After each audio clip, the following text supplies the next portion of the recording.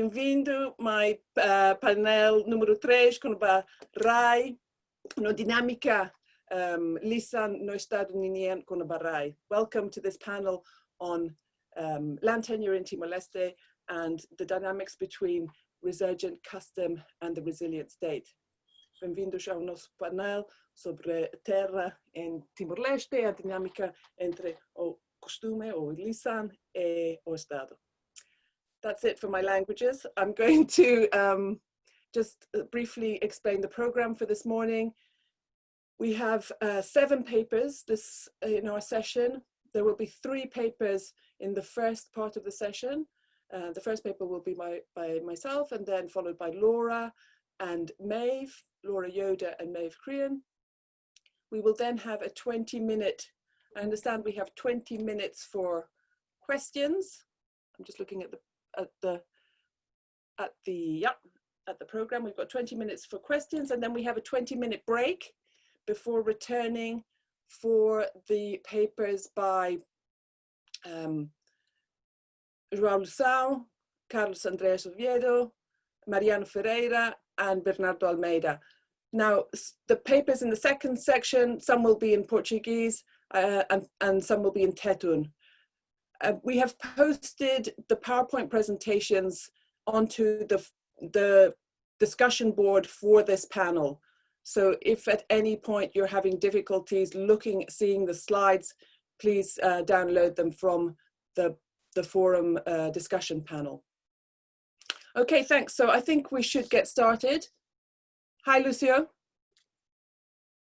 Hi, Susanna. Sorry, I was in the other room checking that everything was okay. Here, everything is okay, right? Everything's okay. We're ready to go. So good panel. And here you have also, if you need help, you have Antonieta will assist you, okay?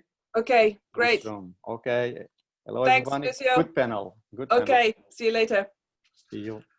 All right, so I will share my screen now with my slides. Okay, we're good to go. So my talk this morning is entitled Spoken Words, Written Documents and Grounded Practices, an exploration of land claiming processes in Timor-Leste. Now, development actors in Timor-Leste, led by the World Bank, have promoted the idea that legalization and titling of land rights are essential to obtaining land tenure security, stimulating investment, particularly in the agricultural sector, and improving local land markets. Underpinning these arguments for legalization and titling is a belief in the need to create order out of chaos, that land formalization through the development of land laws and a land administration will reduce uncertainty and conflict relating to land, thus creating an optimal environment for development. Central to this goal is an understanding of property that centers on the notion of ownership, understood as rights exercised usually by a single identifiable owner, identified by formal title, exercising absolute control, distinguished from others by boundaries that protect the owner from non-owners by granting the owner the right to exclude. Yet, both qualitative and quantitative studies have shown that local understandings of land ownership do not necessarily correspond to this model.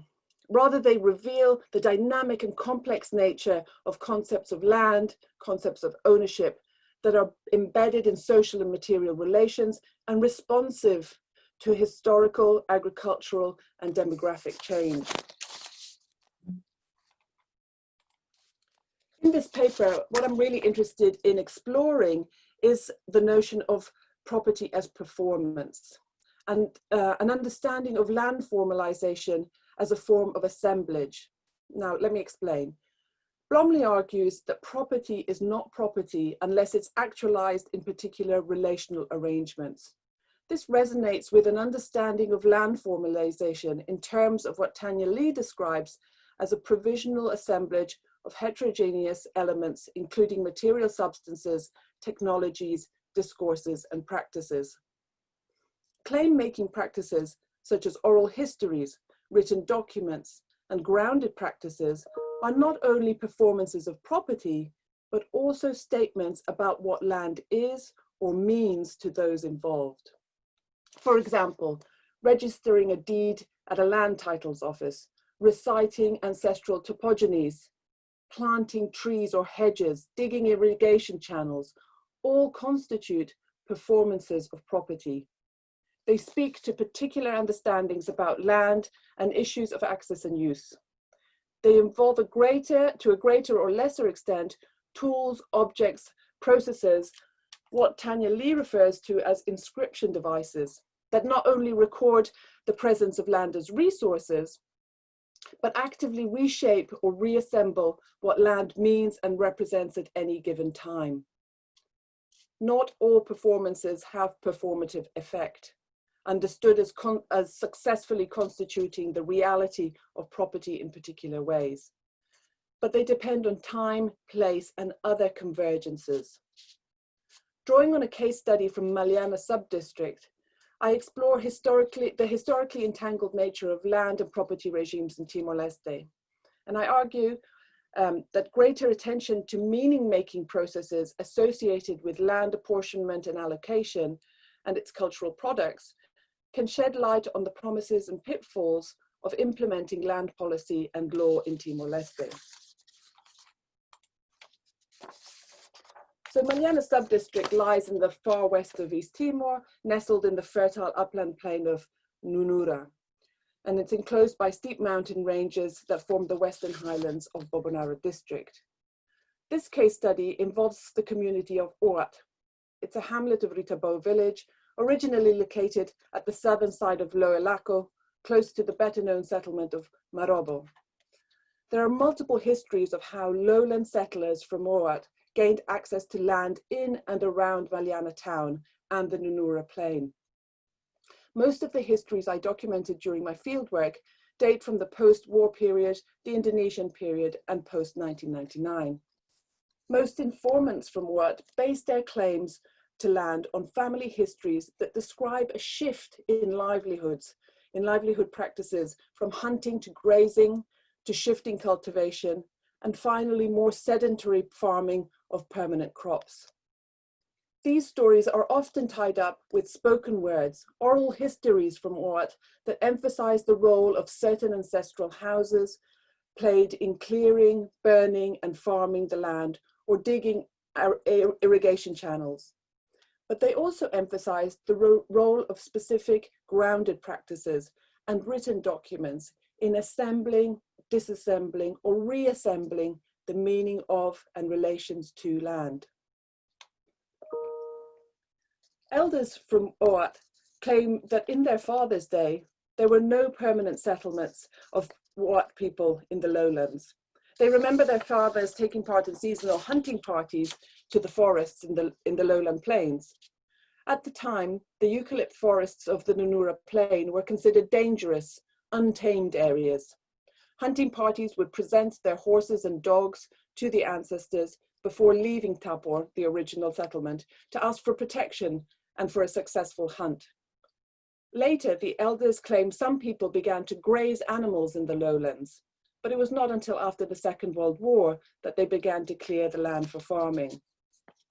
Like many other migrants or latecomers to the lowlands, informants from Oat acknowledge that the land on the Nunura plain originally belonged to ancestral houses from areas of Saburai to the west and Kailako to the east.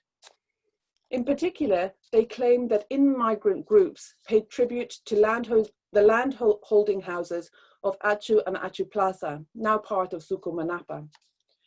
These houses are considered to be the custodians of the sacred water source at Korluli. In Oat oral histories, the houses of Duasmali and Lualabin first ventured into the lowlands. And I'll let you read the oral histories here on the slide. Members of these houses claim they were granted access to some land on the Nunura plain by the landholding houses of Achu and Achu Plaza, and in exchange were expected to pay tribute.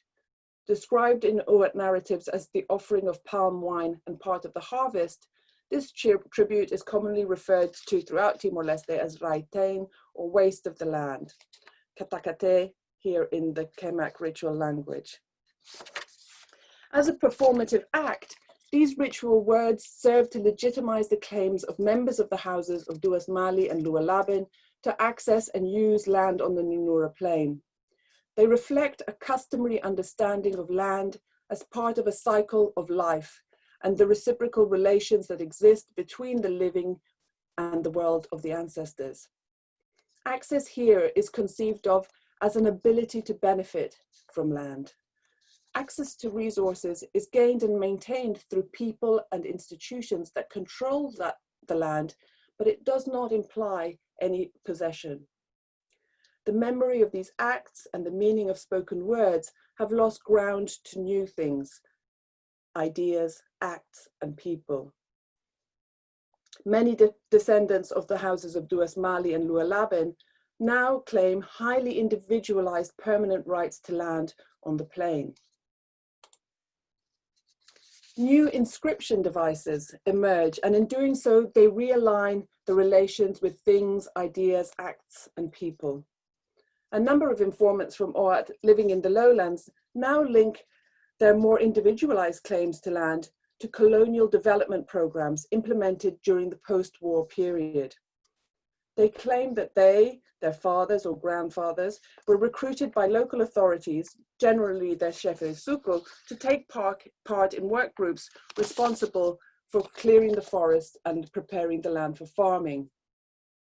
In the late 1950s and early 1960s, the population of these hamlets was organized into work groups by the chef de suco and chef de povação to work on schemes initiated by the colonial authorities in order to develop the Nunura plain for agriculture. Although this presumably occurred under the auspices of the colonial agricultural department, few informants actually describe working on the fields in terms of taking part in a state initiative. Most informants referred exclusively to the role played by the chefe suco or chefe de povação in opening up the land. Some informants claimed that local authorities negotiated access to land directly with the local landholding groups on behalf of the community. Others considered that the vast majority of the land in and around present-day Maliana town was, during the post-war period, uncultivated or forest land which had never been used or had long been abandoned. Consequently, this land was deemed to be property of the state by the Portuguese administration, and it seems likely that local authorities, under the direction of the colonial administration, simply identified areas of land and allocated plots to the members of work groups.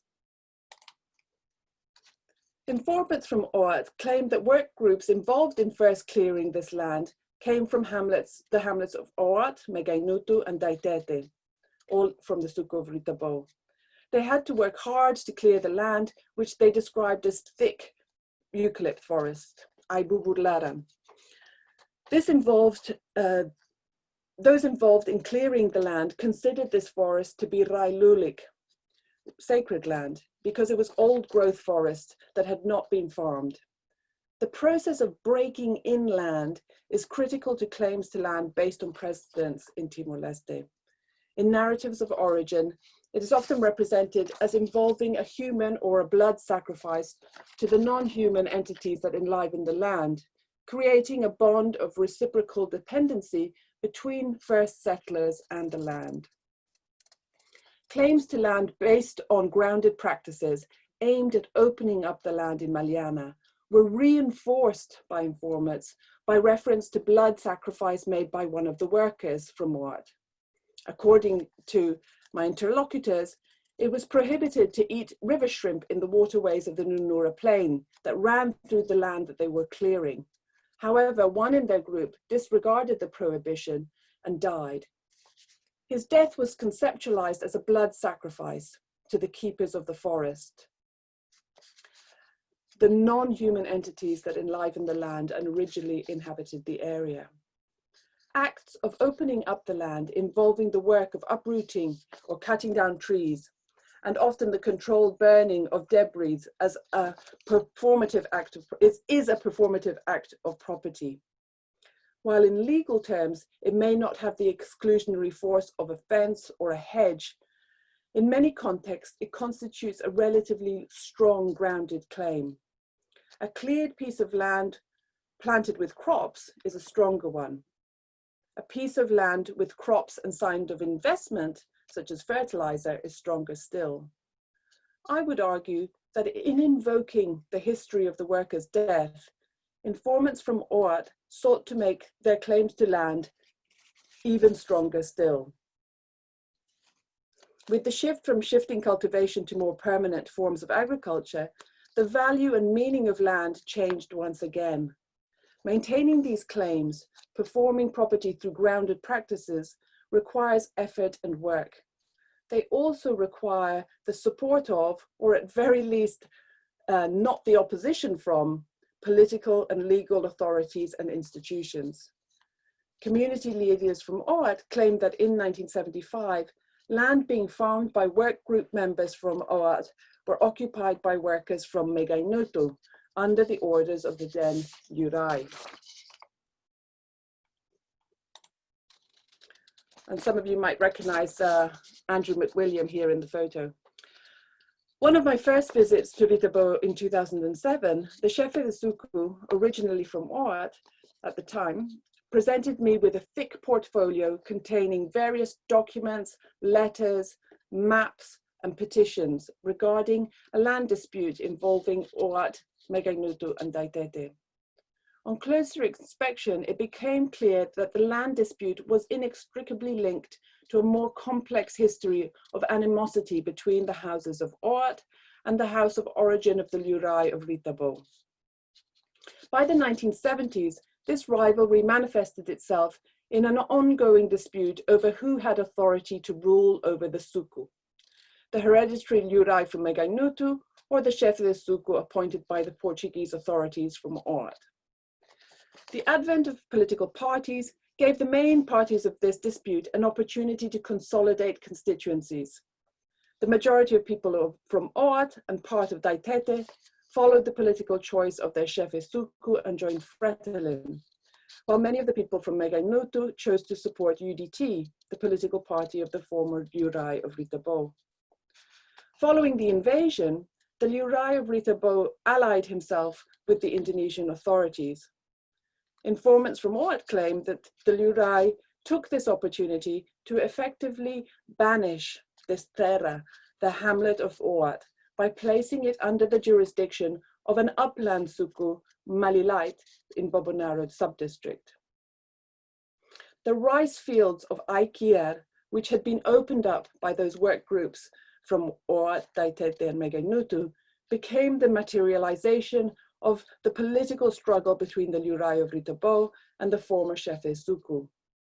The areas originally opened by OAT work groups were allegedly occupied under the orders of the Lurai of Ritabo and his kin from Megainutu. Tensions came to a head in 1987. During this year, the Indonesian administration began implementing a national project to register and title land. When the authorities were called to Aikier to survey plots located between the boundaries of land originally farmed by people from Megainutu and Daitete, representatives from the former Chefe Suku's family intervened to stop the surveyors. While the land was never surveyed or land titles registered, in 1999, members of the former Chefe Suku's family from OAT physically reoccupied the land in question. A group of about 22 farmers from Megainutu disputed their claims and argued that they have been farming the land since the early 1960s. The dispute remains to this day unresolved, as does the position of OAT in relation to Ritabo.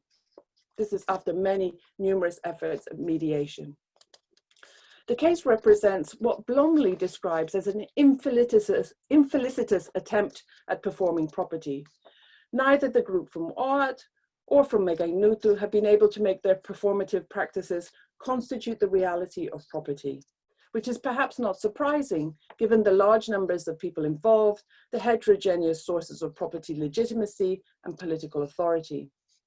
The people from Oat I interviewed based their claims to land in IKEA firstly on historical alliances and tribute paid to the land holding houses of Atu and Atu Plaza.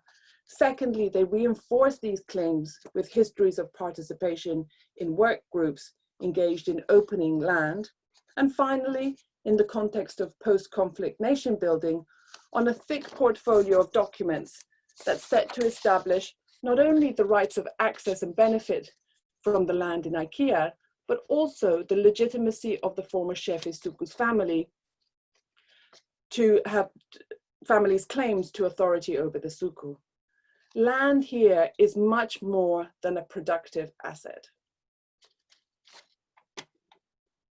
So to conclude, the history of land claims by lowland settlers from Oat demonstrates how claims to land are given meaning through relations with other things, ideas, acts, and people. Rights to land come into being through multiple, repetitive, complex acts, words, and relationships that reinscribe particular models of ownership. Yet, as the examples above suggest, Blomley reminds us this is not a closed loop. The very necessity that property has to be performed, often through bodily practices, opens up the possibility and perhaps even the inevitability of rearticulations of property and subjectivity. Performative acts are constituted in and through inscription devices such as oral histories, grounded practices, and material representations are insufficient to establish rights to land. They also require the convergence or enrollment, as Blomley puts it, of numerous diverse elements, including actors, institutions, material substances, knowledge, technologies, discourses, and practices that come together or assemble at any particular time and place. Again, these assemblages are inherently unstable. They require work to make them cohere and do not always succeed as intended. They're necessarily provisional, separating and rearticulating, disassembling or reassembling according to the terrain and angle of vision. And finally, the foregoing exploration of land claims in Maliana alerts us to some of the limitations of current land formalization processes that seek to codify rights to own, access, or trade land and resources in a written, legal, or regulatory canon that is accepted by the state. It's clear that local concepts of land and ownership are not fixed. The degree to which state-sanctioned definitions of property and rights to own, access, or trade in land and resources are able to prevail will depend on, firstly, the willingness of individuals and groups to engage in acts, words, and relationships that inscribe these particular models, and secondly, the sustained convergence and coherence of diverse elements that form part of current land formalization assemblages. Thank you.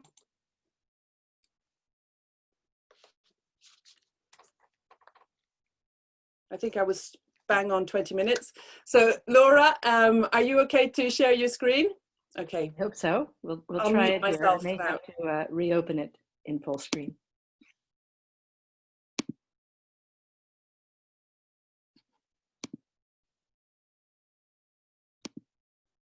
Is that showing up? Okay. All right, well, good morning for me. Thank you all for joining us here today, and I bring you warm greetings from Chicago. It's good to see so many friends on the call here with us today. This paper examines differences in two eras of Tarabandu ceremonies in Akusi Ambeno. In the early 2000s, when it was largely a regional initiative, and in the early 2010s, when it was linked to national political authorities and agendas. Both eras highlight the customary and state land authority and control that is part of Tarabandu. This is a point of connection with the other papers on this panel. So as many of you know, Tarabandu is a Timorese practice of prohibitions on different kinds of resource use, such as hunting seasons, banning harvest of a particular species, cutting or burning a forest, opening land for agriculture, and other practices. And this is recently expanded to additional social phenomena, as we'll see. I wrote first about post-independence Tarabandhu practices in Akusi-Ambeno enclave of Timor-Leste from my first period of PhD fieldwork there from 2001 to 2004, during which I attended 12 Suko-level Tarabandhu ceremonies in Akusi. Today, however, I'll talk about important contrasts observed a decade after that time when attending a Tarabandhu in Akusi in 2014.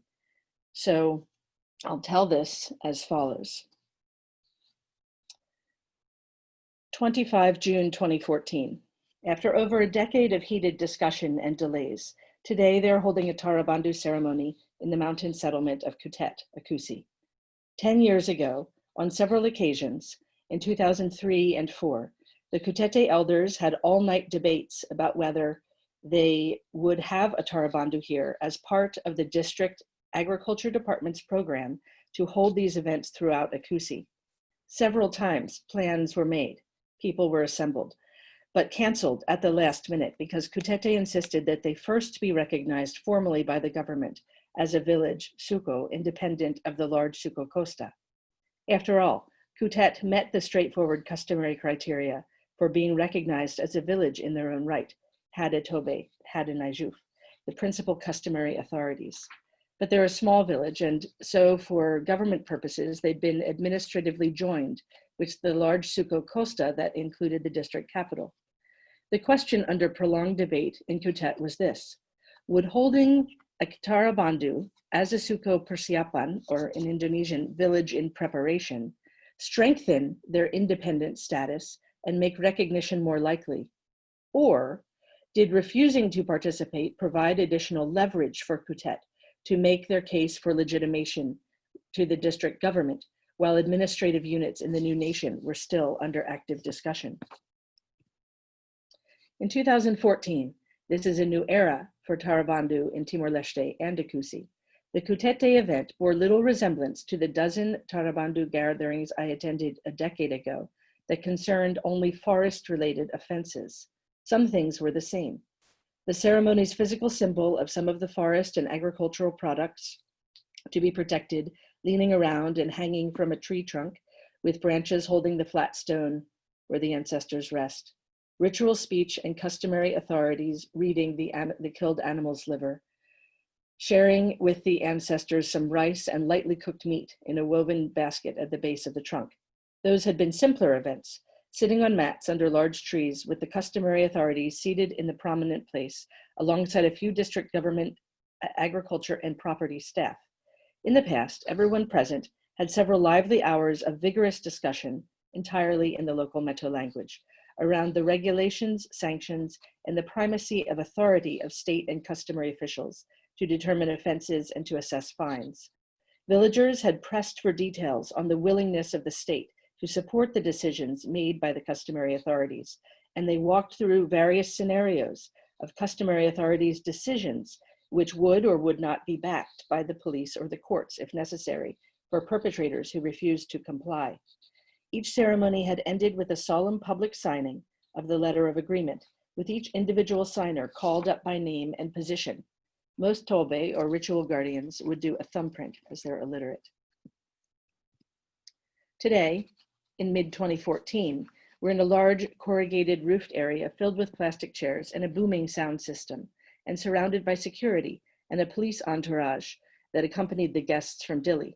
A large banner hangs behind a row in the front where the visiting dignitaries, government officials, and staff from an NGO funder are seated. Written in Tatum, it informs us that this event is supported by the Secretary of State for the Environment and working with a Kutete-based NGO, the Catholic NGO Caritas Australia, and Australian Aid. Kutete leaders start reading aloud the 8-page bound Lei Tarabandhu Escrita, the written Tarabandhu law, written in Tetum this time, with brief Indonesian clarifications.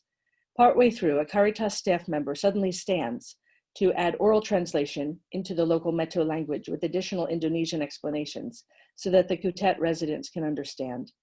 Most of the list of what is being declared concerns a brand new array of Tarabandu topics: domestic violence, theft, and sexual offenses, also ranging to prohibitions on slander and insulting others based on religious or political beliefs. The environmental regulations in the final section on forest and agricultural land are less specific than those of past letters. After reading the document, the speaker apologizes that the guests from Dili are in a hurry and there is not time for questions or for all the signatures. It's a long drive for them back to town. No customary authorities sat up front or spoke in this ceremony. Afterward, I note that the content of the 2014 document bears little resemblance to the single sheet Surat Pernyataan Tarabandu, or the Tarabandu letters, written in Indonesian from a decade ago. This signature page is almost empty on the 2014 document. Only 2 of the 19 spaces are filled, as the Environment Secretary of State and the head of the Akusi Police signed before leaving. The lines for Kutete's customary authorities are empty. One of Kutet's tutobes chose to not attend today's event, claiming earlier that morning that he was unsure of the event's details. He didn't know what was happening. The document's title indicates, by the way, that Kutet did not manage to achieve Suko status for this event. It is headed Aldea Kutet, Suko Costa. So I wondered, what are the principal differences between then and now, and how did they come about? Just briefly, I'll review some of these points. These are some of the important points about the 12 Suko level Tarabandu held in Akusi from 2001 to 4. First, the district government was inspired by village-initiated protection of tree sources of palm leaf thatch during district-wide rebuilding of burned houses. They occurred without much contact, knowledge, or support of central government or Dili ministries, or awareness of national Tarabandu events, as at that point in Akusi there was not TV, very little radio, and hardly any travel. Absence of national and NGO impetus was characterized this time. The Akusi Agriculture Department publicly recognized and collaborated with the Tobe as a mean to extend their district-wide reach. And this symbolized a deliberate state acknowledgement and recognition of customary authorities. In multiple cases in Akusi, in fact, the state itself proved to be subject to judgment by customary authorities, and the district government paid the prescribed fines which communities levied for government equipment or programs violating their Tarabandu prohibitions. It was also very low budget. This was not done for outsiders. I think I was the only one the whole time. And villagers bore the costs of the events. The Akusi Tarabandu district government program was nearly concluded before the Dili Agriculture Ministry launched their Tarabandu inquiries in late 2003, which I'll discuss later. And in talking with Dili district or Dili forestry officials, most of them were unaware of the early Akusi program. From 2002 to 4, the regulations covered in the Akusi Tarabandu documents concerned protection for forests and water resources, preventing escaped fires during swidden preparation, swidden farming only in approved areas, protection for named wild animals and economically valuable tree species, and prohibition on theft or on killing others' cattle. All of the documents from that era listed names of protected forests and water sources, between 10 and 63 in each village, totaling nearly 400 protected areas throughout Akusi. Most also listed names of birds, forest animals, and in some cases, aquatic animals as well. Named land areas varied in size from a single large tree at a spring to forests of 20 hectares or more. The documents were usually, but not always, composed by a village's customary authorities together with an agriculture staff member. Some were handwritten or produced on typewriters by customary authorities alone in their villages. Sometimes there was minimal articulation with state authorities about the content of the Tarabandu. In one case, village leaders wrote and typed their own detailed document, and it was not even seen by state officials until the event itself. It's notable here that none of the explicit later 2014 prohibitions characterized as moral or individual offenses, were included in these early Akusi ceremonies and documents in this early period, except for cattle theft.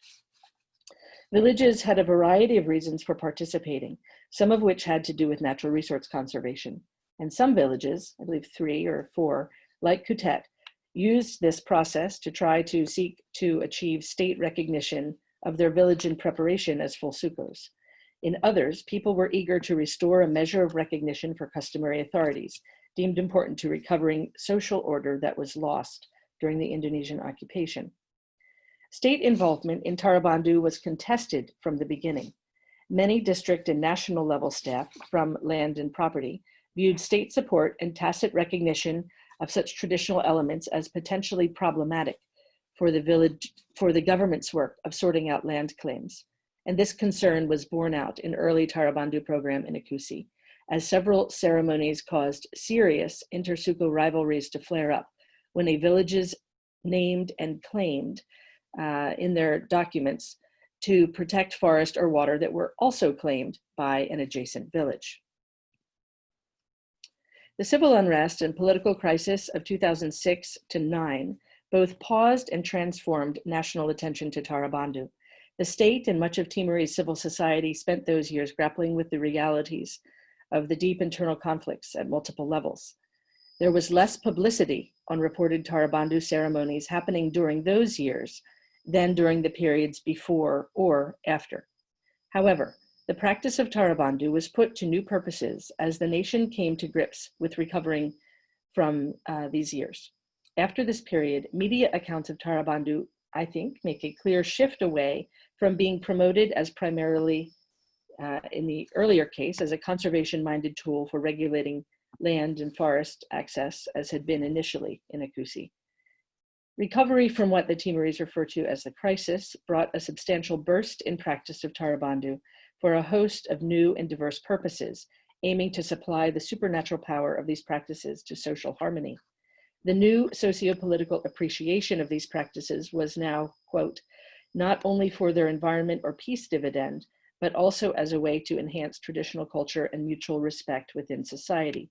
And I'm quoting here from the influential 2013 report by Belun and Asia Foundation, which I'll mention again later. Tarabandu was now called in for diverse purposes. I'll cite here 10 different sources from 2011 onward. Here's what it was hoped for that Tarabandu would do. It would address community police relations and address youth martial arts groups' rivalries in a pledge to respect the environment, to cease using violence to solve their disputes, to stop occupying others' land, and to end hunting in protected areas. It would also protect and conserve natural resources in order to achieve environmental sustainability, as well as a means to build trust within communities and to resolve conflicts. It would prohibit aggressive political language. It would solve international border disputes with Indonesia. It could address climate change, intra-community conflict, regulate sexual relations and sex work, be used in land use planning and environmental regulation of the new special economic zone, and stem election violence. While the earlier 2001 to 2004 Tarabandu in Akusi penalized escaped fires that resulted from normal Swidden practice, the new iteration in the 2014 Kutet Tarabandu aimed to prohibit Swidden altogether, allowing villagers to farm only in permanent gardens, and to redirect what were deemed exorbitant investment or spending on social obligations and ritual life. What Kelly de Silva termed economic pedagogy of the populace to value paid work, schooling, and the retention of goods in ways that reflect an acceptable modernity. Such socioeconomic reorientation was hoped to bring about law and order in the modern age. An important change occurred in 2012 when the government unit responsible for Tarabandu programs shifted from the Agriculture Ministry to the Ministry of Commerce, Industry, and Environment. And this fostered increased application of Tarabandu to areas not part of the Agriculture Ministry's purview. In early 2013, the well-known Haburas director, who was a longtime advocate for Tarabandu, accepted a government position as advisor to the Secretary of State for Environment. And starting in 2013, this entity then administered an annual grant of US $50,000 to divide up among 20 villages in supporting their village council to conduct Tarabandu. 2 Akusi villages were among the grant winners for 2013. He told me that the concept behind this was that Tarabandu is oral, not written, so it is recalled, restored, and revived through ongoing practice. The ministry grants were intended not just to pay for the ritual, but also for preparation and evaluation of the Tarabandu's effectiveness, emphasizing the importance of community input into Tarabandu if it's to have local meaning, and to meet the expectation of measurable ecological effectiveness that sponsoring NGOs, donors, and the government would expect. The ministry grants were not to be used to supply the animals killed in the ceremony, although this was not the understanding of the agriculture staff in Akusi, who lamented that now they were no longer even invited to the ceremonies. Having central government funding available by this competitive grant process in place for Tarabandu dovetailed with a standardization in form and rhetoric that was not evident in the dozens of ceremonies that had been conducted nationwide before 2012. The dissemination of the 3-dimensional model for Tarabandu became widespread. Tarabandu was meant to address not only the biophysical aspects of resource access and property relations, but now, quote, all 3 categories of Tarabandu: regulating people-to-people relations, regulating people-to-animal relations, and regulating people's relationship to the environment. By 2012, the easy-to-remember tripartite nature of Tarabandu, as described in this very widely cited Belun and Asia Foundation report, which was published open access in both English and Tetum, fast became widely used in descriptions of the practice, and this simplified, well-packaged explanation found resonance with foreign audiences being introduced to the concept and practice, though its division into these domains does not reflect any customary Timorese partition of the spiritual physical universe. The 2014 Kutete Tarabandu document followed this structure exactly, with sections entitled People, People, People, Animals, and People, Environment.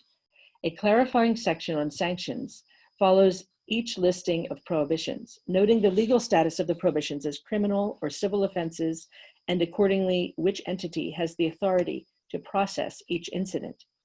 This component gives evidence of the legal vetting of the document received, as the Belun Asia Foundation report strongly encouraged formal legal consultation regarding Tarabandu for the vetting of traditional and local level regulations to avoid conflict with the formal legal system, and gives an answer to one of the most discussed topics in the early Akusi Tarabandu program, concerning the crux of the state's formal recognition of customary authorities. Which entity has ultimate authority to regulate this land and these forests? Regulated discussion topics centered on the same subject. What is the ordering of processing offenses? Who determines the penalty? Who receives the payment for offenses?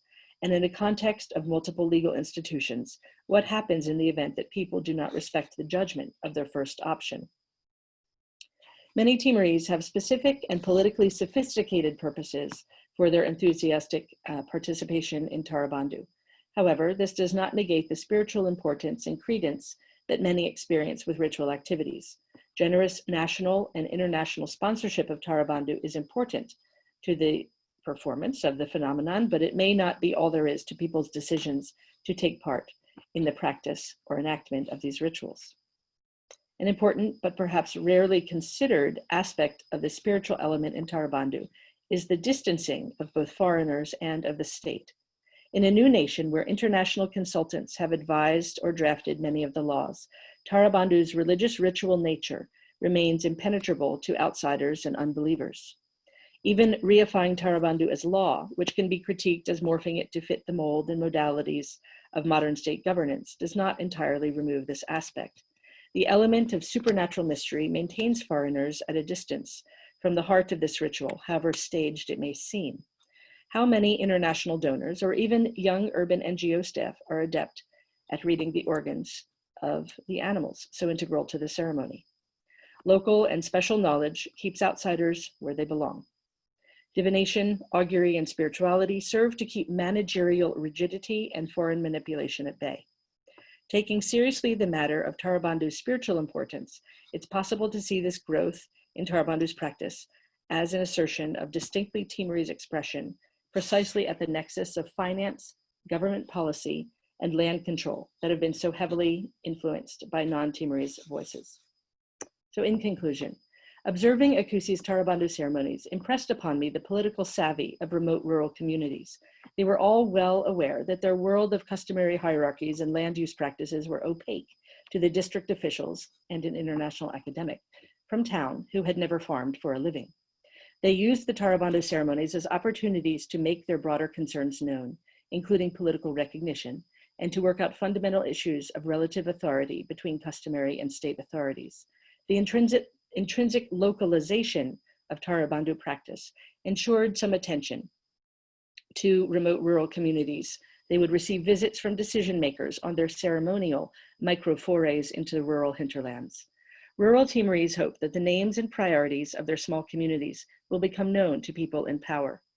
Introducing boilerplate socio-political agendas through government programs can attempt to make Tarabandu rituals into another tool of the state to introduce and enforce policy agendas. But in this interaction, there is also opportunity for communities to negotiate for more fundamental recognition and to stake out space in which the state does not have absolute control over land or of people. Obrigado.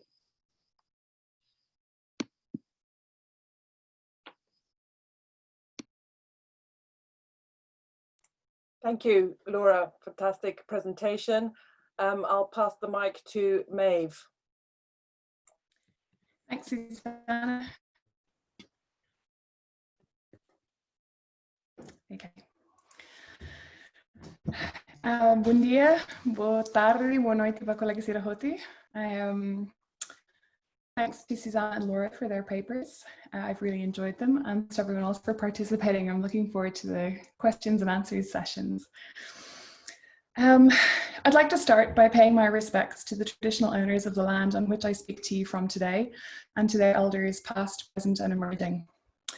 I'd also like to acknowledge my privilege as a white foreigner working on land issues in Timor, and how this privilege has made it easier for me to be standing here at this conference. We often consider academics, development practitioners and advisors to be experts on particular issues. But when we talk about land issues in Timor-Leste, the experts are in the community, the people who use, interact with and care for the land every day. So, this research is based in part on my PhD dissertation, as well as ongoing research on land registration that I've been carrying out. It draws on a report I prepared for Tahan Consulting and Oxfam on policies relating to Rai Lisan in the post-independence period. But of course, most importantly, it draws on the excellent reports written by the Red Rai on land registration in Timor-Leste under both the Itini Rai and the SNC programs. Finally, I would like to thank Alon for many wonderful photos during this presentation. They were me. So I intended in this presentation to focus on some new fieldwork data examining particular types of Rai Lisan land claims around Timor-Leste. But unfortunately, some of this fieldwork was interrupted by COVID-19. So what I will present here instead is some background relating to customary land issues, some insights into how Rai Lisan is being registered and regulated by the state, and finally, some anecdotes about what we think is happening under the latest land registration process, the Sistema Nacional de Cadastro. I'd like to start with a quick introduction to what I mean when I say the term Rai Lisan. I know that to Timorese colleagues listening in, part of the presentation will seem very self-evident, so I apologize for that. But when we talk about customary land, I think it is important to clarify what exactly we are talking about and to make evident what approaches, assumptions, or political positions we bring to the table. The vast majority, over 90% of land in Timor-Leste, is governed through customary institutions.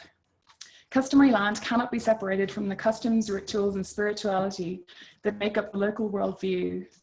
Therefore, when we try to understand customary land, we must try to understand land as part of this overall local way of life or worldview. In Timor-Leste, society is organized based around origin groups. These groups have a range of names in different languages. In Tetum, they are often referred to as Lisan, Umalisan, or Umaknua. These groups or domains are held together by complex networks of marriage and local histories.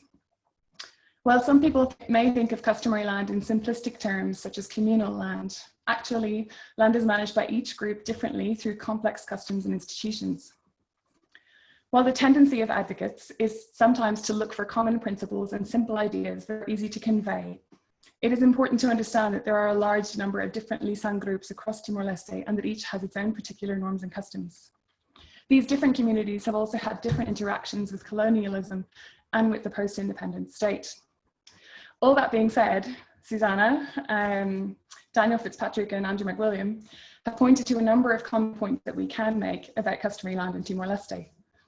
Amongst them, the fact that despite Portuguese and Indonesian occupation and displacement during these eras, customary land systems are highly resilient. Secondly, membership of an origin group is defined by kinship rather than territory, which means that the lands of many origin groups are not all in one place, but rather scattered across a wide area.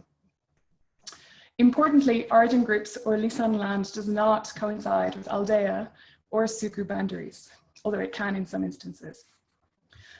Finally, customary land should not be thought of as communal land. Within origin groups' lands, there are in fact many different types of rights, some of which are highly individualized. Susanna already illustrated this point more than adequately in her presentation. For example, individuals or nuclear households may, for example, have individual inheritable access to house and garden plots, fields, specific rice paddies, and a range of other different types of lands. In Timor-Leste, a whole host of words and concepts are used to define and discuss land that is managed, owned, or used by local communities. To add to this confusion, this debate is one that is carried out across multiple languages: Tetum, Portuguese, English, Indonesian, as well as the many local languages spoken across the country. Many people have strong opinions about what words should be used and what words should not be used. To add yet another layer of confusion, new laws approved in Timor-Leste since independence create new and specific definitions that sometimes contradict these other terms. In English, the most common words that are used include customary land, community land, communal land, and or traditional land. In Tetum, the most common words that are used include rai lisan, rai comunidade, rai comunitaria, rai común, rai comunal, rai costumi, rai lulik. Rai adat, although technically an Indonesian word, is also widely used across Timor-Leste. All of these words carry different connotations and associations, and all of them have their own particular problems. For the purposes of this presentation, I defined rai lisan, or in English, customary land, as referring in general to land which is governed by customary governance systems and institutions. It denotes the broad and overarching system of governance, which includes many different types of rights to land. Propriedade comunitaria, or in English, community property, is used to refer specifically to the concept of community property as defined in Article 28 of Law 13/2017, commonly referred to as the Land Law. Rai lulik, roughly translatable for the purposes of this presentation as sacred land, is used to refer to specific areas of land that are sacred or used for particular spiritual purposes. As mentioned above, the vast majority of 90% of land in Timor-Leste is governed through customary institutions. Most of the population depend directly on this land for agricultural livelihoods.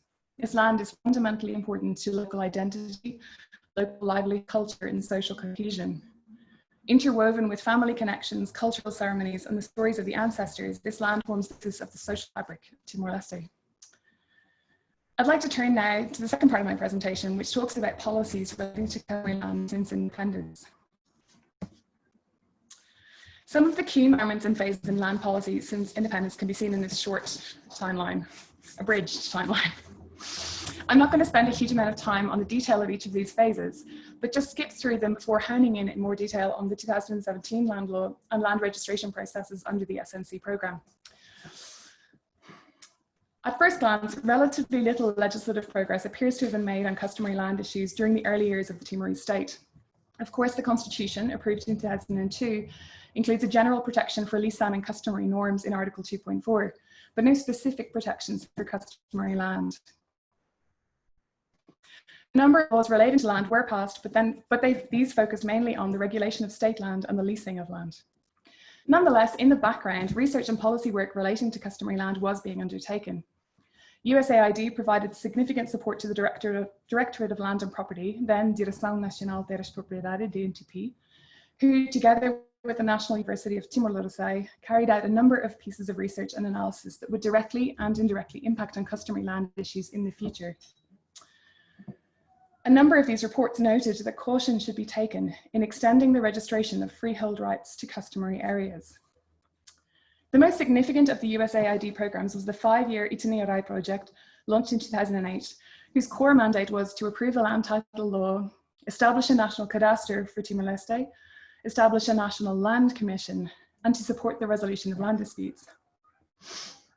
The project succeeded in drafting a policy document which heavily influenced the first draft of the special regime for the definition of property ownership, commonly referred to as the land law. While early on, the program intended to collect 5,000 community land claims, this objective was later abandoned, and the data collection process was deliberately limited to urban and peri-urban areas of the district capitals in order to avoid the complications inherent in registering community land. In this way, the Itinerai project aimed to avoid engaging with customary land issues. Of course, even in the district capitals, they came into contact with customary understandings of land. A Rede-Barai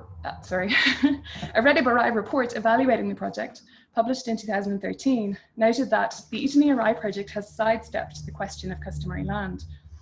In some ways, this is a positive development, in that Itinerai has avoided the many problems that could have arisen if it had registered rural and/or customary land.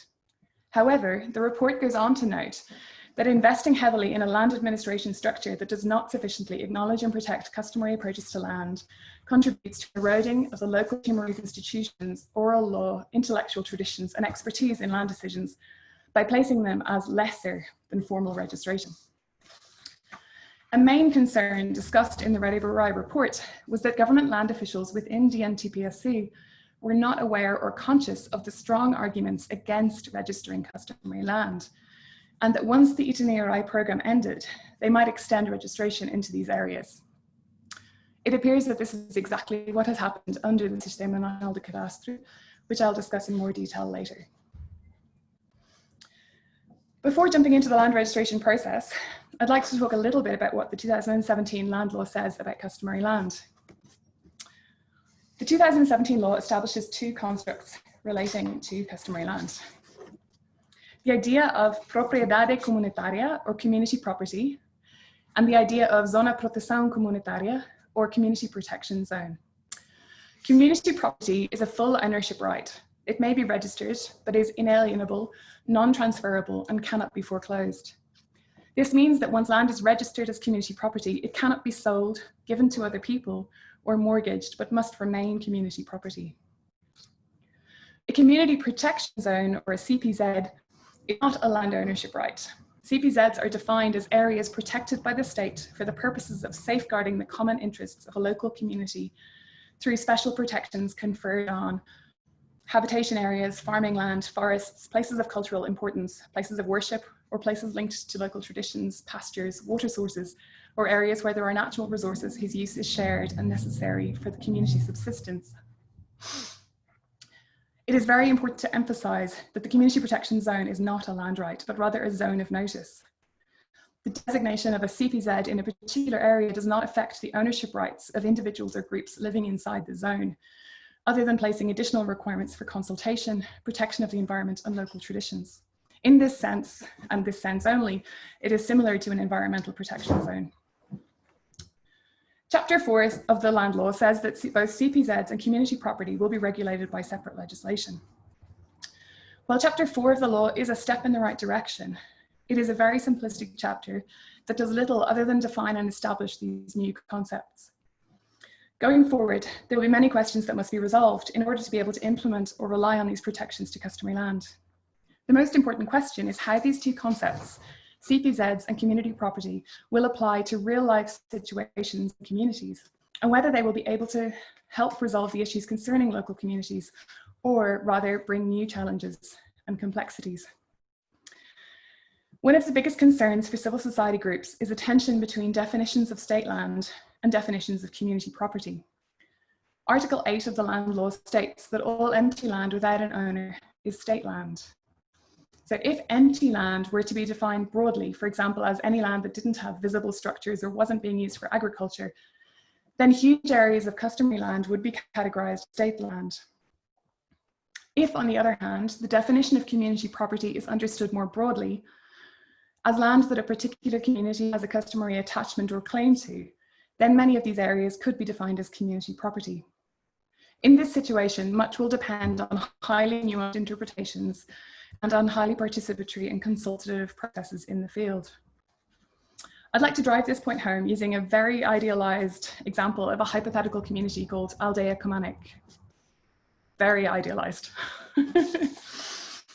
So here in Aldea Comanic, you can see on the right-hand side at the top, we have some private home gardens with a fence around them. Down below, we have some rice paddies. At the bottom left, we have an umululik and the site of the umululik. And at the top, we have Ailarantuan, the old, untouched, unopened forest land.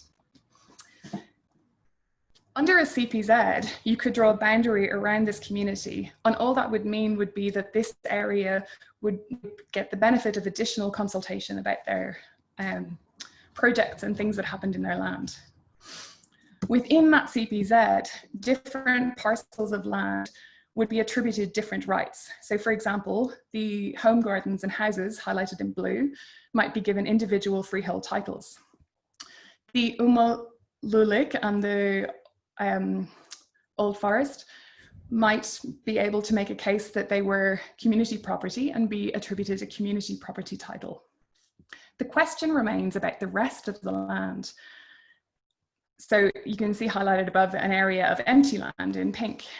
If under the law, the definition of state land is very broad and the definition of community property very narrow, then all of that empty land could be defined as state property. Alternatively, if the definition of community property is much broader, the entire community could be recognized as community property, and the various rights within that community regulated through lisan and customary norms. So, having gone through that, I'd like to come back to the most recent development in the land sector, the Sistema Nacional de Cadastro. In 2013, the government of Timor-Leste awarded a $57 million contract to a Portuguese Timorese joint venture for the purposes of implementing a national land cadastre. The project aimed to register all of the land in Timor-Leste, which of course would include customary land. I'm not going to go into all the details of this project because I know the speakers in the next part of the session will delve into that. So I'm just going to draw out a few key points relating to customary land. In contrast to the Itinerae project, which was confined to urban and peri-urban areas, SNC was instructed to register land across the entire country. While the 2017 land law provides protections for community property, the form processes that the SNC program were not appropriate for collecting customary claims. For example, forms provide space for a maximum of 8 names. Questions do not reflect the different nature of community land claims, and no special processes were laid down for the registration of community property or community protection zones. Furthermore, little or no information was shared with communities about their options to register land as community property. While it is true that when the program started in 2013, the draft land law had not yet been approved. However, the concepts of community property and community protection zones had been added to the draft law, which had already passed through Parliament. So the community property, community protection zone idea would not have been a surprise to those designing and implementing SNC. Importantly, halfway through the implementation of the SNC program, the land law was approved and came into effect in September 2017. From that moment on, the SNC program was operating well outside the bounds of the law. So the important question is, what happened on the ground? It appears as if people have navigated this process in at least 5 different ways. With few alternative options open to them, most individuals and families registered the land they use and or live on. This may pose issues in the future if there are conflicting opinions about the status of this land. For example, if the people registering the land are perceived to have use rights rather than freehold ownership rights.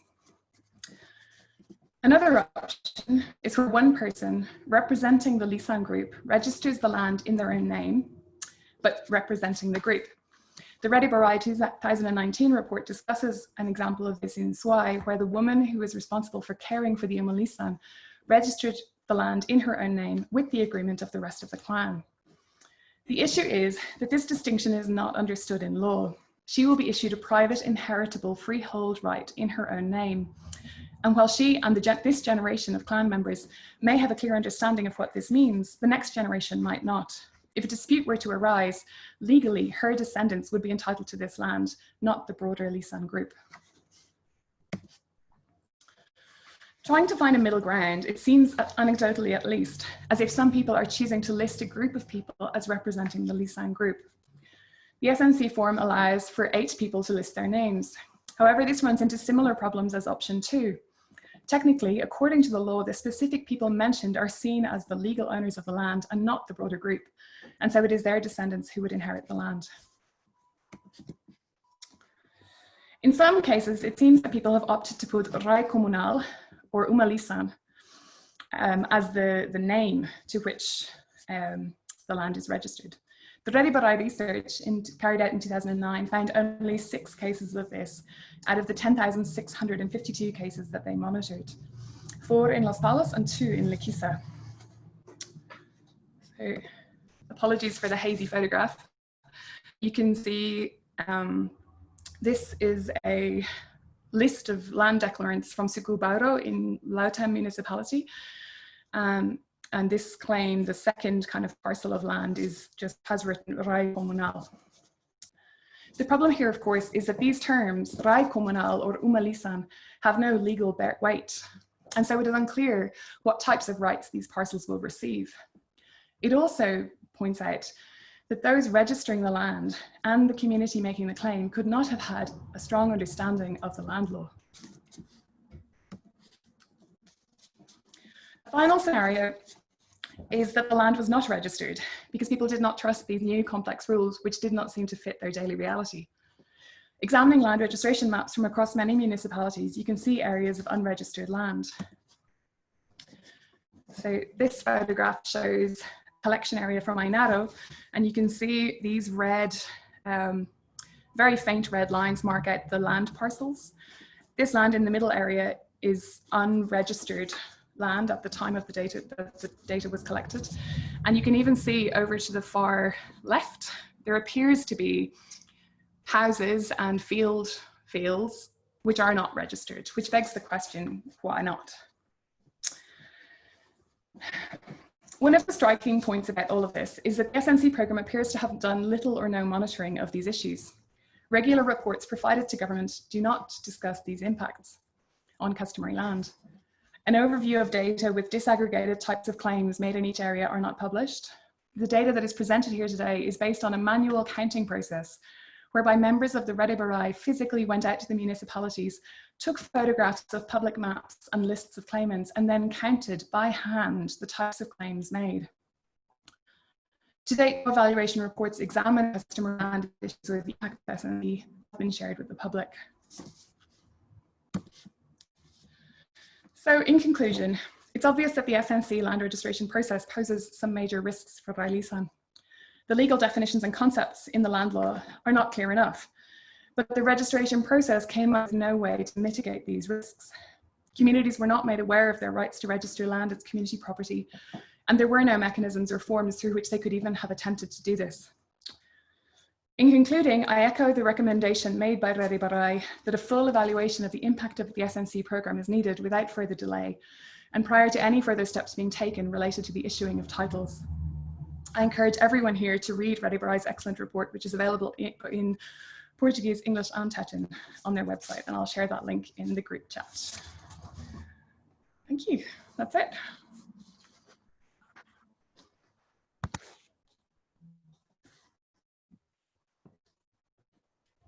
Thank you, Maeve, for an excellent presentation. Now, we have run slightly over time, but I am going to suggest that we eat into some of the break time because we were due to have 20 minutes discussion from the hour, so what is 2 a.m. for me, until 2:20 and it's now 2:15. So I'm going to suggest that we take maybe 10-minute break rather than a 20-minute break. So I'm going to open the floor for questions now, and questions will run until, 2:25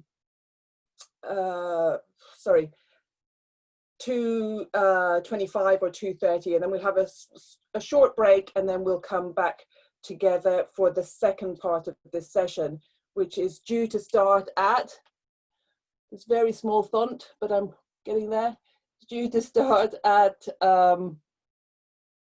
2:40, so at 40 past the hour. Okay, so without further ado, if there are any questions, if you could just maybe put it in the chat if you don't want us to open your microphone, or put your hand up. I don't know if there's a way of virtually putting your hand up, but let's see how we go. So are there any questions? There's a way of checking. You can follow on by pressing participants.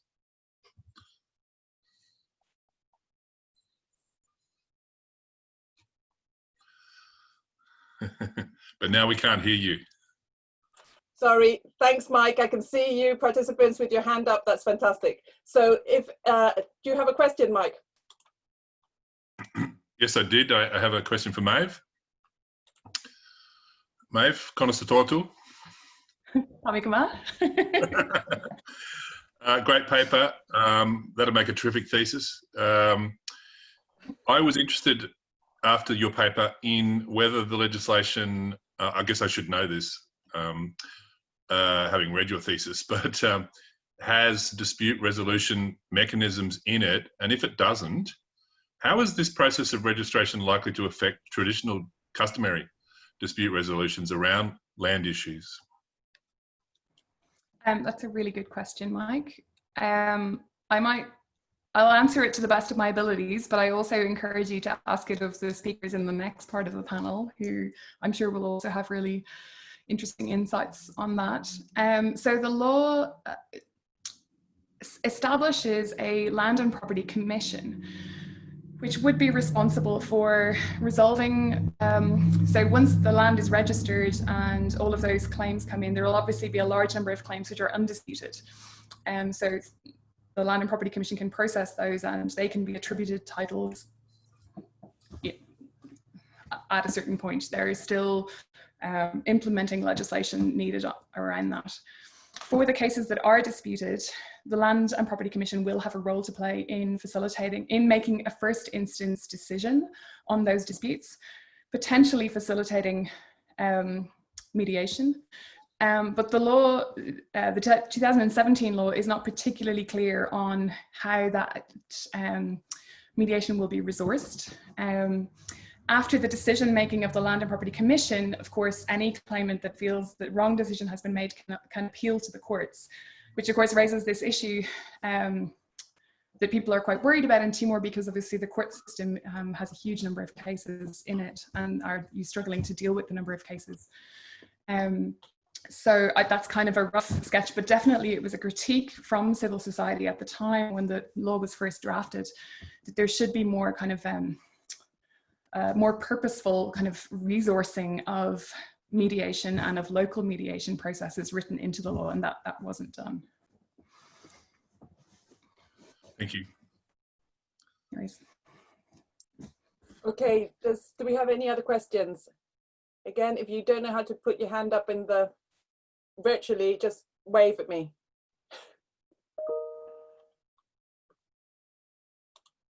Okay, João. Okay, I'm going to use my bad English. I was expecting that Portuguese would be also a language that we could use. But since I want to address the last presentation, for the last 6 years, I was the technical director of SNC, as you might know. I'm not anymore since the project has ended, by the way, in 2020, 5th of March, and not in 2019. And for the last 5-6 years, I've been hearing a lot of rubbish about SNC, and especially wrong information, false information. I was never allowed to respond because I was a government employee, and I had to follow government rules. And I don't want also to now to respond to everything you said. because I don't represent SNC anymore. But let me tell you that when you say that we didn't address the issue of communal land, it's completely wrong. In fact, was one of our main concerns. We had several, before starting the land survey in each area, as you know, we had always several meetings, starting with the local leaders and then with the local communities, explaining that they have individual claim and they can also have a group claim. And the group claim, unlike you said, it's not limited to 8 names. You can have as many names as you want. So first thing that you said, that it's completely wrong. The 8 claims limit, it's not true. That's the first thing. Then, after when they claim that land, we according to the law, and if you see the law, if you see article, I don't want to go through all the articles, but if you see article 32, it says, number 1, it says, durante o processo de levantamento cadastral, o membro do governo responsável pela área da justiça, através da Direção Nacional de Terras da DNTPSC, recolhe declarações de titularidade de pessoas singulares, coletivas ou de comunidades locais.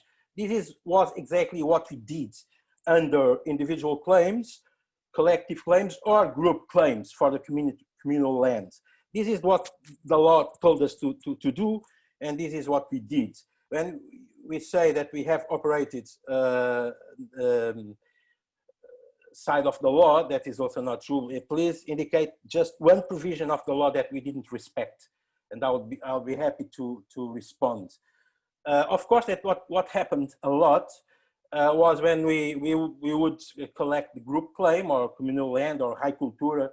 You forgot to mention high cultura, which is another concept important in Timor. Then what happened next, we would then have to collect several individual claims on that same land. But we couldn't avoid that. We had to receive the claims. According to the law, again, if you go to the law, number 3 of the same article 32, it says that no one can be, or ninguém pode ser impedido de apresentar declarações sobre as parcelas que entender ser titular.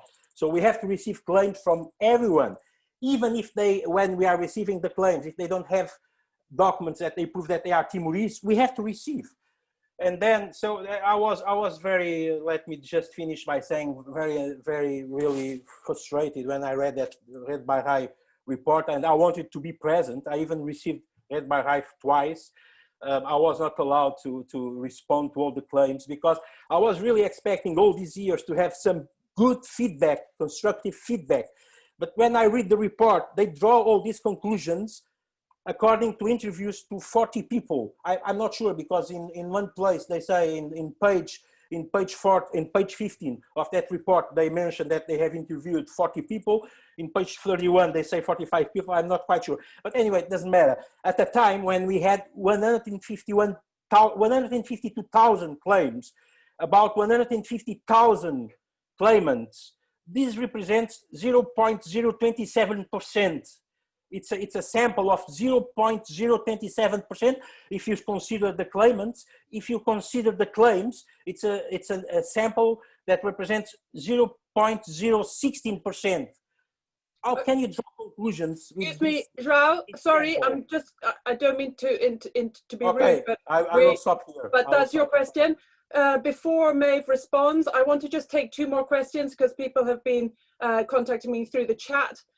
So can we have a question by Adriana? Just a question, Adriana, then Lisa, and then we will respond, whoever those questions, just indicate who you want to address your question to. So Adriana, please go ahead.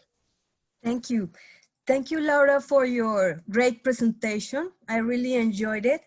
I have 2 questions. Do you think that CBD, Convention of Biological Diversity, and Aichi targets, which intend to have 17% of land conserved and 10% of sea in conservation, is like pushing the government to make these Tarabandu zones? And the second question is, the people that did not sign the paper that you show it was because they didn't agree or because they were not asked for? I'm sorry, I may have missed something. Thank you very much. Okay, Lisa, can you please give us your question?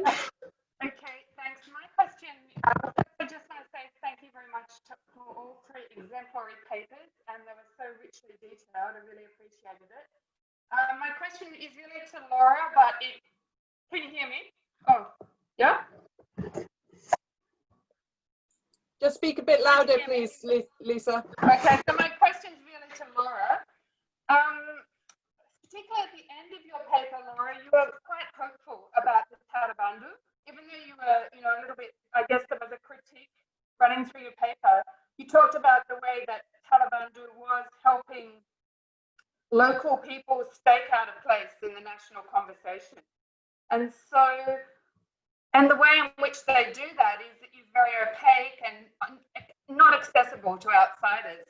And I wondered if you could comment a little bit on, Susanna made the point that performance doesn't make the reality of property. But it seems to me in this case, we have the opposite. Performance is making the reality of property somebody else's reality. And I wonder if you could perhaps comment a bit more on the power and possibility of that. Thanks. Thanks, Adriana and Lisa, for those great questions. Laura, they're both for you, so I'll pass to you. What about me? Is that also for Maeve, that question? No, but she got the first. Oh, yeah, sorry. Oh, sorry, Maeve. I'm getting used to this mute, unmute. I'll let you respond first, and then Laura.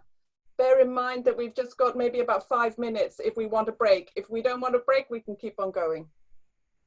Sure. Thanks, Trav, for your comments. I think I won't be able to respond to every single one of them. There were quite a few. I would like to focus maybe on 2 aspects of them, and I'm sure that in the next panel there will be more discussion of this. I think you misrepresented the Rede Barai report when you talk about the methodology being based on only 40 interviews. It was a mixed methodology report. It did a kind of in-depth piece of research in one location in Swai, which of course is what the 40 interviews, in-depth interviews, is referring to. It also did a policy legal analysis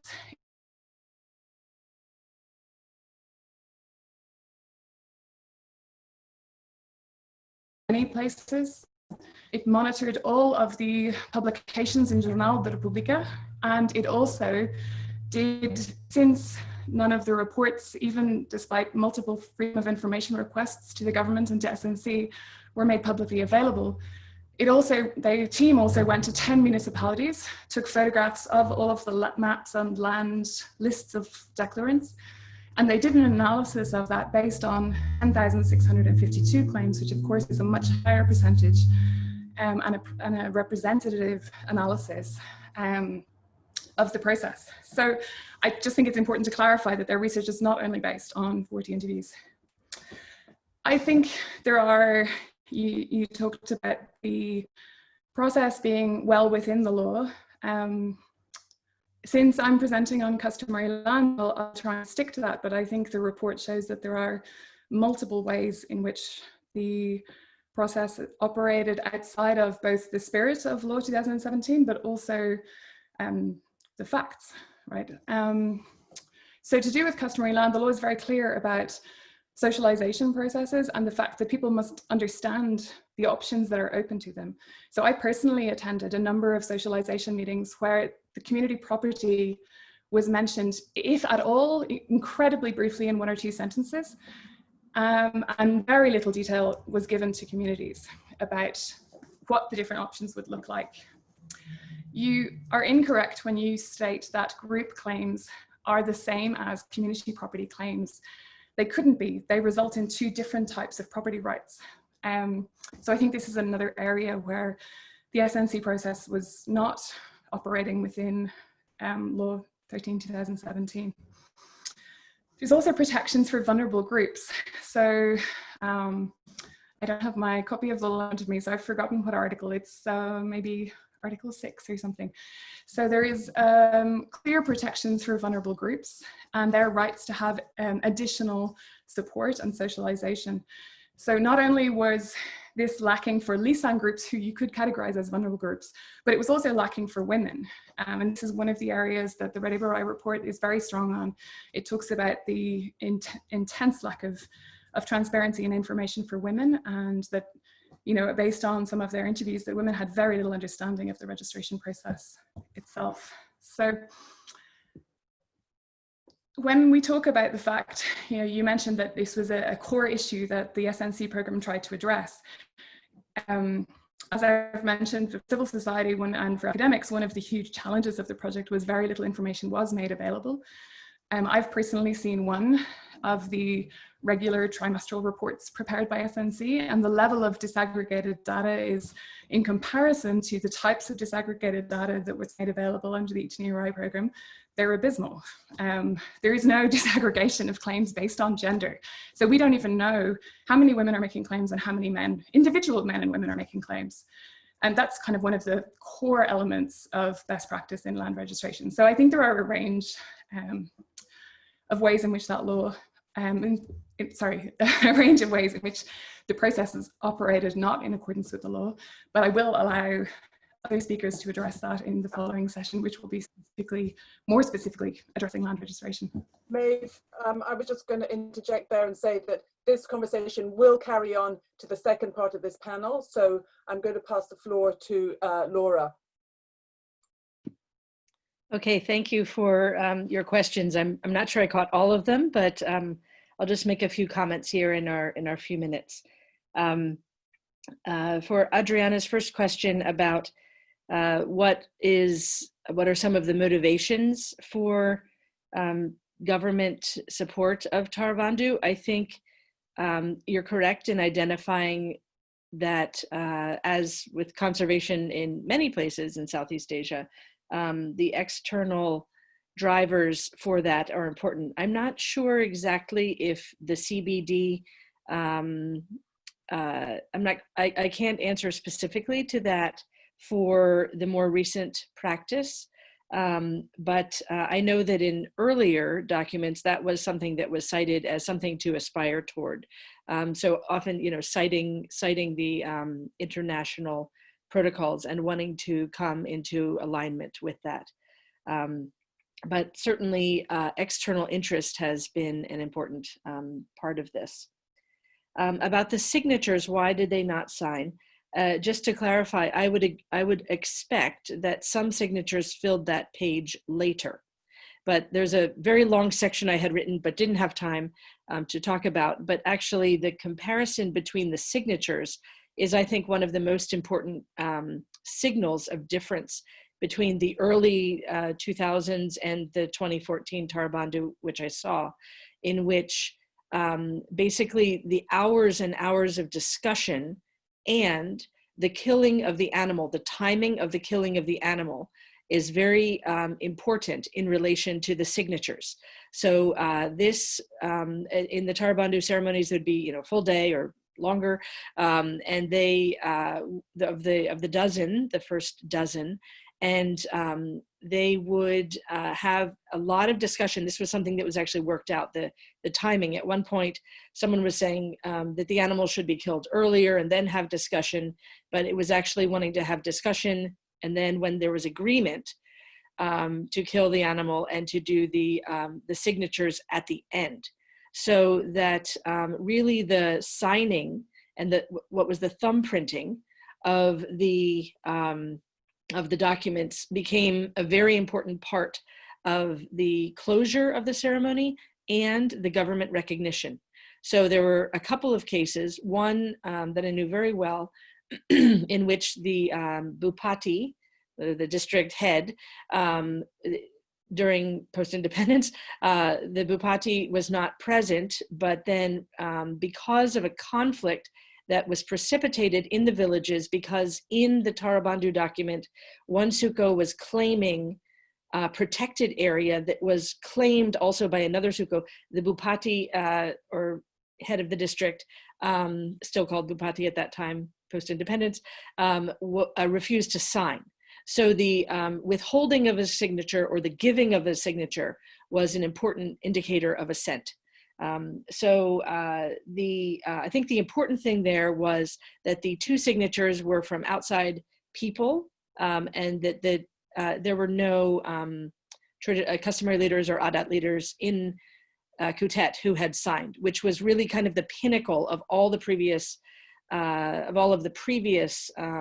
ceremonies, in which that would be a very ceremonious part of that, the formal calling, and they would be completely signed before anyone would eat. So that was a really important thing. And in fact, that issue and the timing was worked out in great detail, hours worth of discussion in some of those. So just the importance of the signatures. They probably did sign later, but the one Tobe who refused to come, he would not have signed. And to Lisa, very good question there. I think one of the parts about the ceremonies that I found interesting from the very beginning was the importance of getting attention from the government. And maybe not, it almost could not be overstated, the importance of awareness and recognition.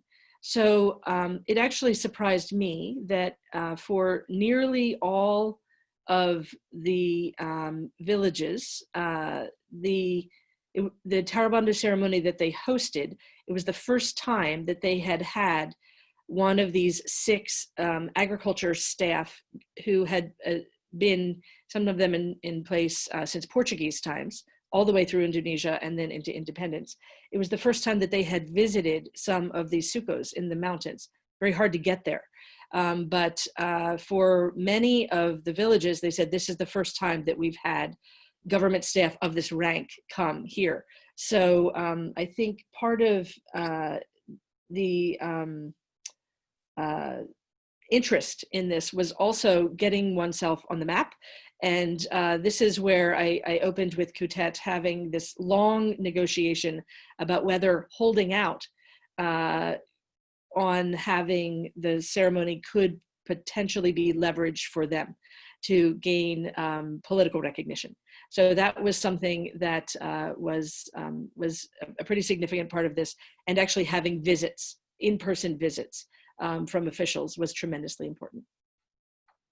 Thank you. Thank you, Laura. I'm sorry, I'm conscious of time, and it's now 2:38. We're supposed to start the next panel at 2:40, and I do want to give people the opportunity to have a break. Now, I don't want to stifle debate, so if anybody wants to stay online and continue talking, please do so. But people who need to go to another panel or need a break to stretch their legs or get a coffee or something else, we've got 2 minutes. We'll be back here at 2:40 Saskatchewan time, which is whatever 40 minutes past in wherever you are. So we'll see you here at 2:40. Okay, folks, I'm back. I'll be there in the video in a second. Right, it's 2:40.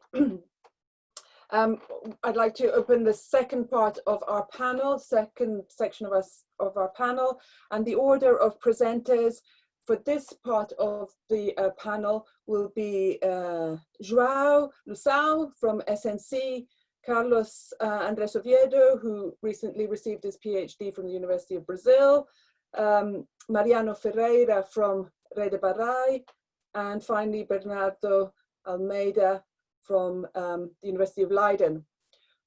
These sessions, some of these presentations will be in Portuguese, some in Tetun, possibly in English, but I think it's mainly in Portuguese language or Tetun language.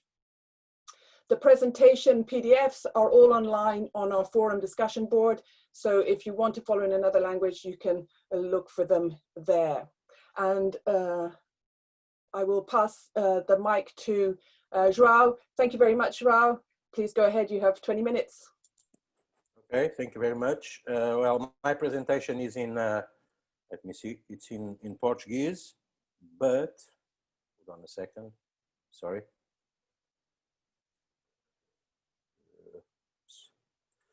But if you wish, I can do it in English or in Tetun. I'm not sure which language we should use. João, that's entirely up to you. I don't know if we want to take a quick poll. Perhaps if everyone can just say in the chat what language they prefer, I can quickly see what majority language we've got. Yeah, Or okay. So I've got participants at Centro Nacional Chega asking for English. Anybody else on the chat? Or perhaps just, I'm looking at you here. Hands raised, please, if you are happy to go ahead with English.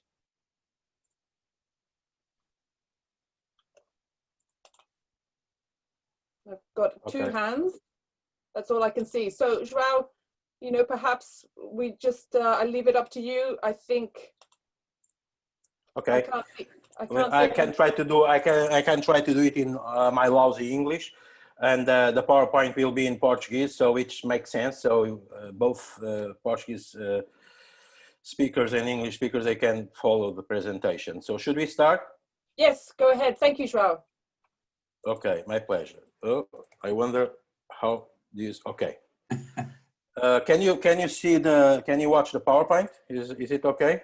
Yes, thank you. We can, well, I can see it, so I think we're good to go. Okay, so let's start just briefly by saying that before, as you already know, before SNC, we had a project supported by USAID and managed by an American company called Tenure. The project went from 2007 to 2012, and they have surveyed about 50,000 parcels, mainly in the urban areas, as has already been said. This project, must be said, the SNC, here is a brief chronology of all the approvals before the project, all the government resolutions. I think I'm going to skip these, but just let me emphasize that this was a project 100% supported by the Timorese government and not supported by any bilateral, multilateral funding, which is important, and this also explains a lot the way our government deal with the local NGOs, especially. The project has started on the 6th of March 2014, and the launching, well, we started on March, but the official launching was on July. We were already working, preparing everything, and the launching was the Prime Minister at that time of Portugal and the Prime Minister of Timor-Leste. Some pictures of the launching. And the survey, after initial preparation, has started in Dili in September 2014, the land survey. This was the beginning of the land survey. The project has ended on, as I said before, on the 5th of March 2020, and the consortium, the joint venture between the Portuguese company and the Timorese company, has delivered everything that was on the contract with government. In fact, it has even delivered more that was signed on the contract. We were supposed to survey 300,270 registers.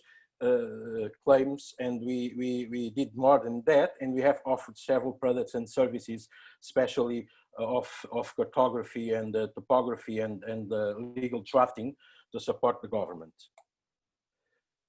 So this was, as I said, a government project. So the project was monitored, closely monitored by a team created to evaluate the project, called Equipa de Monitorização e Avaliação do Sistema Nacional de Cadastro. And this team had meetings with the joint venture, and in all these meetings we would present a huge report with all the achievements and with all our activities. We met with government, with this team from government, for 24 times, which means that we have at least 24 reports. When I heard before on the presentation before saying that we didn't provide any information, well, we had more reports than Tenure for broadly the same time, but we even didn't need to have reports on paper, because we have developed geographical centralized database that was, and government has direct access to this database. So we could, everyone from all the directors of land and property in all the districts, they could have access to the information by just logging into the system, because we have developed, as I said, a geographical database. Unlike Itania High, they really didn't have a geographical database. They have two separate databases and they couldn't be accessed by government. So as I said, these are some of those meetings, and these meetings were with the last 4 constitutional governments, from the 5th constitutional government until this one, that it's still now, the 8th constitutional government of Timor-Leste. The main objective, I guess that everyone knows, but it's important to emphasize that this job, we had to do it quickly, because the main objective of this was to solve the problem with land ownership as quickly as possible. Of course, I don't have to explain what is the importance of that for social environment, for business environment, for social peace, for investment in the national economy. But our specific objective was to conceive, to design, develop, and implement a system easy to operate, and we at the same time easy to learn, easy to operate, with little maintenance, so that after the project could go on, to register and manage the cadastral information. Of course, this was according to the strategic plan for the justice sector. I'm going to skip this. Our main products, a brief presentation of our main products and services. At the center of everything, of course, the land survey and management of cadastral information. We have several stages, starting with the preparation of the land survey with all the social activities. I'm not going to go through all this. Then the land survey itself, then the quality control of all the information, then the preparation for the public consultation, or called período de publicação, then the public consultation itself, and then finally, after the public consultation is over, we start immediately we call it gestão da informação cadastral, which is the management of the cadastral information, because as you know, the cadastral system, it's always running. People is permanently selling and buying land. People die, the transaction of land, it's continuous. So we have to continuously update the cadastral information. And as I said, along all this process, as you can see at the bottom, socialization, public information, socialization, mediation, conflict resolution, always through all these stages, through all these phases. The socialization and public information activities, we had lots of meetings. Usually we would start with meetings with local authorities, which we called encontros de aproximação. And then we would have several community meetings to prepare the land survey, and then also to prepare the public consultation. And of course, along all the process, we also had several mediation and conflict resolution meetings. And of course, dissemination of public information. Facebook, flyers, SMS, for example, before the starting, of course, we could only use the SMS after collecting the information from the claimant. Once we collect information during the land survey, then we start to communicate directly with the claimant through SMS, which is it was very effective, in fact. For example, to explain them that the public consultation would start in 2 weeks, then usually 1 day before the public consultation, we would send another SMS. During the public consultation, we would do the same. 2 weeks before the ending of the public consultation, we would do the same, and so on and so on.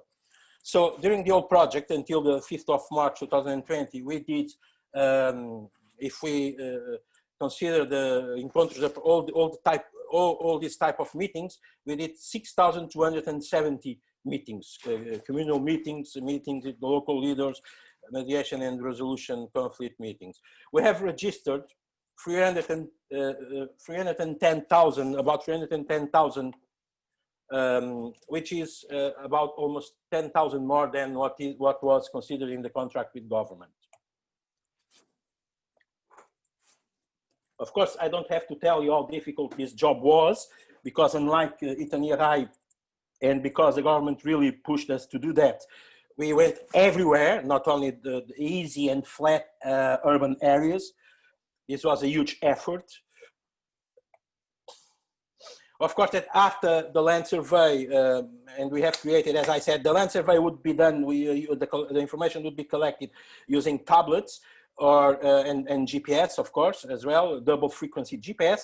We would send the information from the ground to a central database. As I said, unlike Italy, we had the geographical central database where all the information, and we didn't have several different databases per district. And then when we had to migrate information from Italy, we saw the mess that has created. In these types of project, you should have only one central database and not more than one. And then we had another piece of software specifically developed for East Timor, the ArmGeo Central, which was a web browser, web GIS, where you could consult this information. The access to this information to the web browser, all the directors of land and property in all the districts, as well as all the SNT coordinators, they had direct access to this information. So when during the presentation before, it was said that we didn't have access to the number of women that claimed the land. Well, I had access to that in 30 seconds, just with one click. That would be enough. And then, of course, we had to validate all this information, not only the geometric information, but also the alphanumeric information. Validation was very important. Then, after validation, the public consultation, when we started, the public consultation was 30 days. Then, with the diploma ministerial, the second piece of law, it was increased to 60 days, and then with the land law to 90 days. We started at the beginning, we couldn't start immediately with the public consultations because we didn't have law for that. So we have to create a diploma ministerial, two diplomas ministeriais, to ministerial diploma, and we were only able to do that in 2016. So we have started the public consultations in 2016, and of course during these public consultations, all the claimants, they could submit new claims, they could cancel existing claims, or they could change existing claim. And finally, the management of the cadastral information, as I said before. This was the core service, the core product, the land survey and the management of the cadastral information. But we didn't do only that. We also migrated the information from Italy. It was a very difficult process. When we started to collect the databases, we have collected almost 100 databases. In some districts, we couldn't, the way all the work was completely understandable. We couldn't understand what was there. In some districts, we had 15 different databases. So we spent about 3 months to convert all these different databases in just one unique database. And then we migrate this database to our system. We were able to migrate almost everything, but about 10%, the 12.5% of the registries we could not migrate because of several problems. Because the Italy didn't have a geographical database, they have two different databases. It's not understandable because I know that they are used to do this. The company that has implemented this project, they have done very good work in other parts of the world. So I really didn't understand why this happened. They had alphanumeric information on a regular access database, and then they had the geometric information on a GIS database using a GIS software, and then the link between the two was done by a number that was not even automatically created. It was assigned manually. So we found many registries with the same UPI number. We found many registries only with alphanumeric information, with no geometric information, and so on and so on. We had so many problems that about 12.5% of the claims we could not migrate, and the claims that we have migrate were the quality of the information was so bad, and unlike was said before, we had more information, more fields of information. So we have to complement that information. So with government, we have decided to create this new process, the process of updating this previous cadastral information. We had to approve a special law for that, Diploma Ministerial 15 of 2018 in 2018, and in 2018 we managed finally to start with this process of updating and improving the information that came from tenure. That was really not very good quality. We also have developed a specific software that it's still there. Government is still using it. Specific, in fact, 2 pieces of software, as I said before. And it's open source. You don't have to pay. It's not ArcGIS. It's bilingual. It's in Teto and in Portuguese. It's very used to very simple, very user friendly, very easy to use. Very flexible. You can develop new models. We have developed a model for property evaluation. It's already up and running. It's dedicated. This piece of software, it's only for cadastral information, to register and manage cadastral information in East Timor. It's not a broad GIS as Itanihai was using for the geometric information. It's only for Timor-Leste. If you use this piece of software in another country, it won't work. It doesn't make sense. As I said, we had a piece of software that equipped the tablet on the ground, and then the information would go to this web GIS. This is only a representation of our technological infrastructure. It was huge. We had a direct connection from our central database, or our central server in Dili, to all the capital districts.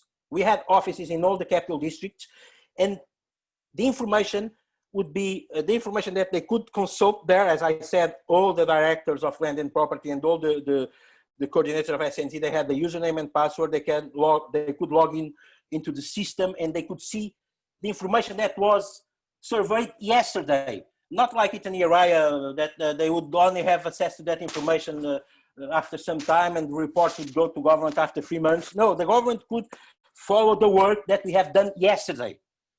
It's because there was this direct connections using a dedicated line from all the districts to this central database, and they will access to that information through this computer. If Red Bahai didn't have access to this information, it's not my responsibility. It's not the joint venture responsibility. We were not authorized to talk directly with the other parts. All the communication with the external parts would have to go through government. And that was what we did. Then we also did something very important for East Timor. We have recovered and improved and, how do you say, expand the geodetic network of Timor-Leste. We have, they had 8 order 1 benchmarks. We have built another 2 and recovered the 8 benchmarks. We have built 100 benchmarks of order 2 and 202 benchmarks of order 3 and 1,000 cadastral marks in Dili. So to make sure that we were respecting the accuracy of a land survey that is according to international standards, and not following that. We wouldn't allow horizontal, how do you say, this displacement of more than 20 to 30 centimeters, which is what is in terms of international standard, what is considered. So we really wanted a good quality product for Timor-Leste, a top quality product for Timor-Leste. In some pictures of the benchmarks that we have built throughout the country. The distribution of these benchmarks, we had to go everywhere. Also cartography. We have produced orthophotos, image cartography for the entire coverage of East Timor with 10 centimeters accuracy, a pixel of 10 centimeters, because we really wanted a good accuracy for the land parcels. And like Itanihai, this is also not understandable for me, they have used Google Images. Imagine that when we compared our orthophotos with orthophotos used by Itanihai, we found displacements up to 15, 20 meters. So it's impossible. I mean, in the future, when you put those coordinates in a good, proper, well-georeferenced ortho image, the displacement, it's unbelievable. But it's not only that. We have produced a lot of thematic cartography, roads map, map of the urban settlements, a map of the public administration in Dili, a plan for all the municipalities, for all the capital cities, a plan with all the tourism services, and so on and so on. Here are some examples. These are also some numbers of all our cadastral production. I'm not going to bother with this, but we have produced lots of maps, and they have all those maps in the digital format. They have paper, but paper is not important. We, unlike the previous project, we didn't want to use paper. That's why we have used, because we saw how the files were. When we started with the project, the claims were in paper. We saw the nightmare that were all those claims in paper. All our forms, our claim forms were registered on a tablet, digital. They are still there. You can not only consult all the cadastral information, but all the claims, all the forms. Finally, training and capacity building. We delivered a lot of training. We had these numbers here are the average. At a certain stage, we had 220 Timorese employees, and the maximum number of internationals that we had was 15. And this is an average number that we have here. And we had people with Timorese people with more than enough knowledge to go on with the cadastral system for the future. Finally, we have developed, because government has requested us, and I hope that they will use this soon because it's very interesting, a model for property evaluation. When we collected the information for the land claim, we didn't collect only information for land claim. We collect information for property evaluation. We collected information about the buildings. We have a database with all the buildings in Timor-Leste, at least the buildings that we have surveyed, because all these registries they still have more. We estimate that there are at least another 150,000 registries to do. So, but we have information now. If you go to our database in 1 minute, you will have the number of houses that have on 1 floor, 2 floors, the type of construction, the type of materials, the type of land use of the parcel, because this is was all part of this algorithm to calculate all of this formula to calculate the property evaluation. Okay, and then we had several collaborations outside the project with the STI. We have produced the maps to assist all the elections, and we had lots of elections during these 6 years, as you know. So the maps with the pool stations were done by us. We have assisted Timor Gap with several maps. We have assisted the Ministry of Agriculture and Fishery. We have assisted the public administration when they wanted to build a new cemetery in Metinaro. And so these are just some examples with the drafting of some laws as well, and so on. João, so in terms of, João, I just have two last slides. Thank you. Slides. So this is the evaluation of the project. The project was evaluated by government during, as I said, we had 24 meetings. We would provide them with a report, and they would also make a report that would confirm on the ground what we have done, all our activities. And the evaluation was very positive from every government, every members of government, several different governments, national parliament, public administration. We went to the Council of Ministers several times. We have several meetings with the church, civil society, leaders, community leaders, and so on and so on. The only bad evaluation that we had, or I guess you already guess what is it, was this report that I don't really, I was expecting some good feedback to improve our work, but this report from Red Barrai really didn't help us, because as I said before, and just to finish, these are just some parts of the report. I wanted to have a possibility to talk to them because we would share a lot of information and it would be useful for everyone. As I said before, and this is what I read the old report, 40 and 45 interviews are not enough. They also assisted to 15 meetings when we had 5,483 meetings. So the meetings that they have assisted, it's about 0.27% of the meetings that we did at that time, because this was, I don't remember when it was, but it was not at the end. So, amostra estatística lá significativa, pesquisa, no conclusão CIRA lá credibilidade, no rigor científico. I'm not saying this, I'm not pleased with this because I really wanted good feedback to improve, but I couldn't find it here. But what I really didn't like was, and we heard this morning as well, when they said that SNC lá publica não está com acesso à informação. SNC, as I said, informa detalhadamente para o governo, boato roto, liúce relatório escrito para a população, na autoridades locais CIRA, liúce dalan oi. Many meetings with government, many reports for government. As I said, 24 reports were the main ones. In the middle, we had other reports. And as I said, also, a SNC tinha informação de uso e acesso direto e a base de dados cadastrais para a Direção Nacional, no diretores municipais, CIRA Roto, atualização Loron, no e a formato digital. They could assess the process every single day, unlike Itania Rai, nia relatório pontual date, estatísticos e a Sura Taham. I only saw paper reports from Itania Rai. And finally, when they say that we didn't do enough, at some part in page 32, they say that we didn't do enough communal meetings, and that some sucos don't even have any communal meeting. I can assure you that if we were going to start the land survey on that suco, we would have many and many meetings. Just to give you an example, some suco Betano, between 2006 and 2017, 9 meetings. Some in the same aldeia, Rai Fusa, 2 meetings, Loro, 2 meetings, and so on and so on. So I was not really pleased. I was really annoyed when I saw some of the conclusions of the report. So I leave you here. The benefits of the project, I think that everyone can see that. It's a powerful tool for the government of Timor-Leste. It's not only the direct benefit of the land ownership to solve the land ownership problem and with all the social and economical impacts of that.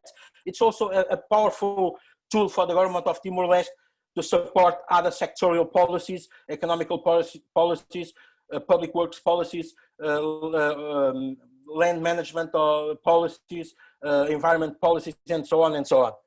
So I will leave you here. Thank you very much.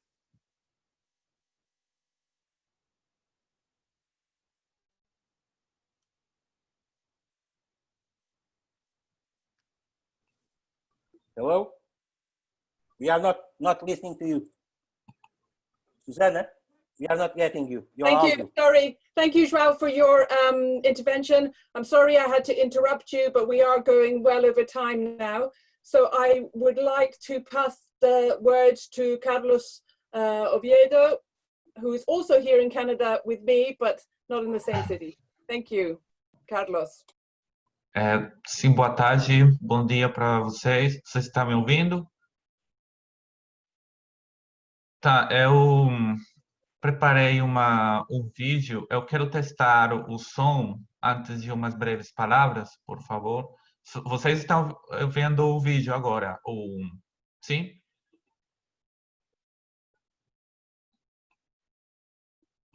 Sim. Dá para ouvir? Está funcionando? Sim. Tá. Pronto. Então, agradeço muito o convite. Eu me sinto muito honrado de estar aqui formando parte desse grupo de trabalho. Eu quero mandar uns meus cumprimentos especiais para as pessoas que assistem esse painel agora em Timor-Leste. Um grande abraço. Este trabalho que eu vou apresentar é parte da minha pesquisa de doutorado, defendida no ano passado, com orientação da professora Kelly Silva, da Universidade de Brasília. Esse vídeo tem uma duração de 12 minutos, então eu vou pôr agora.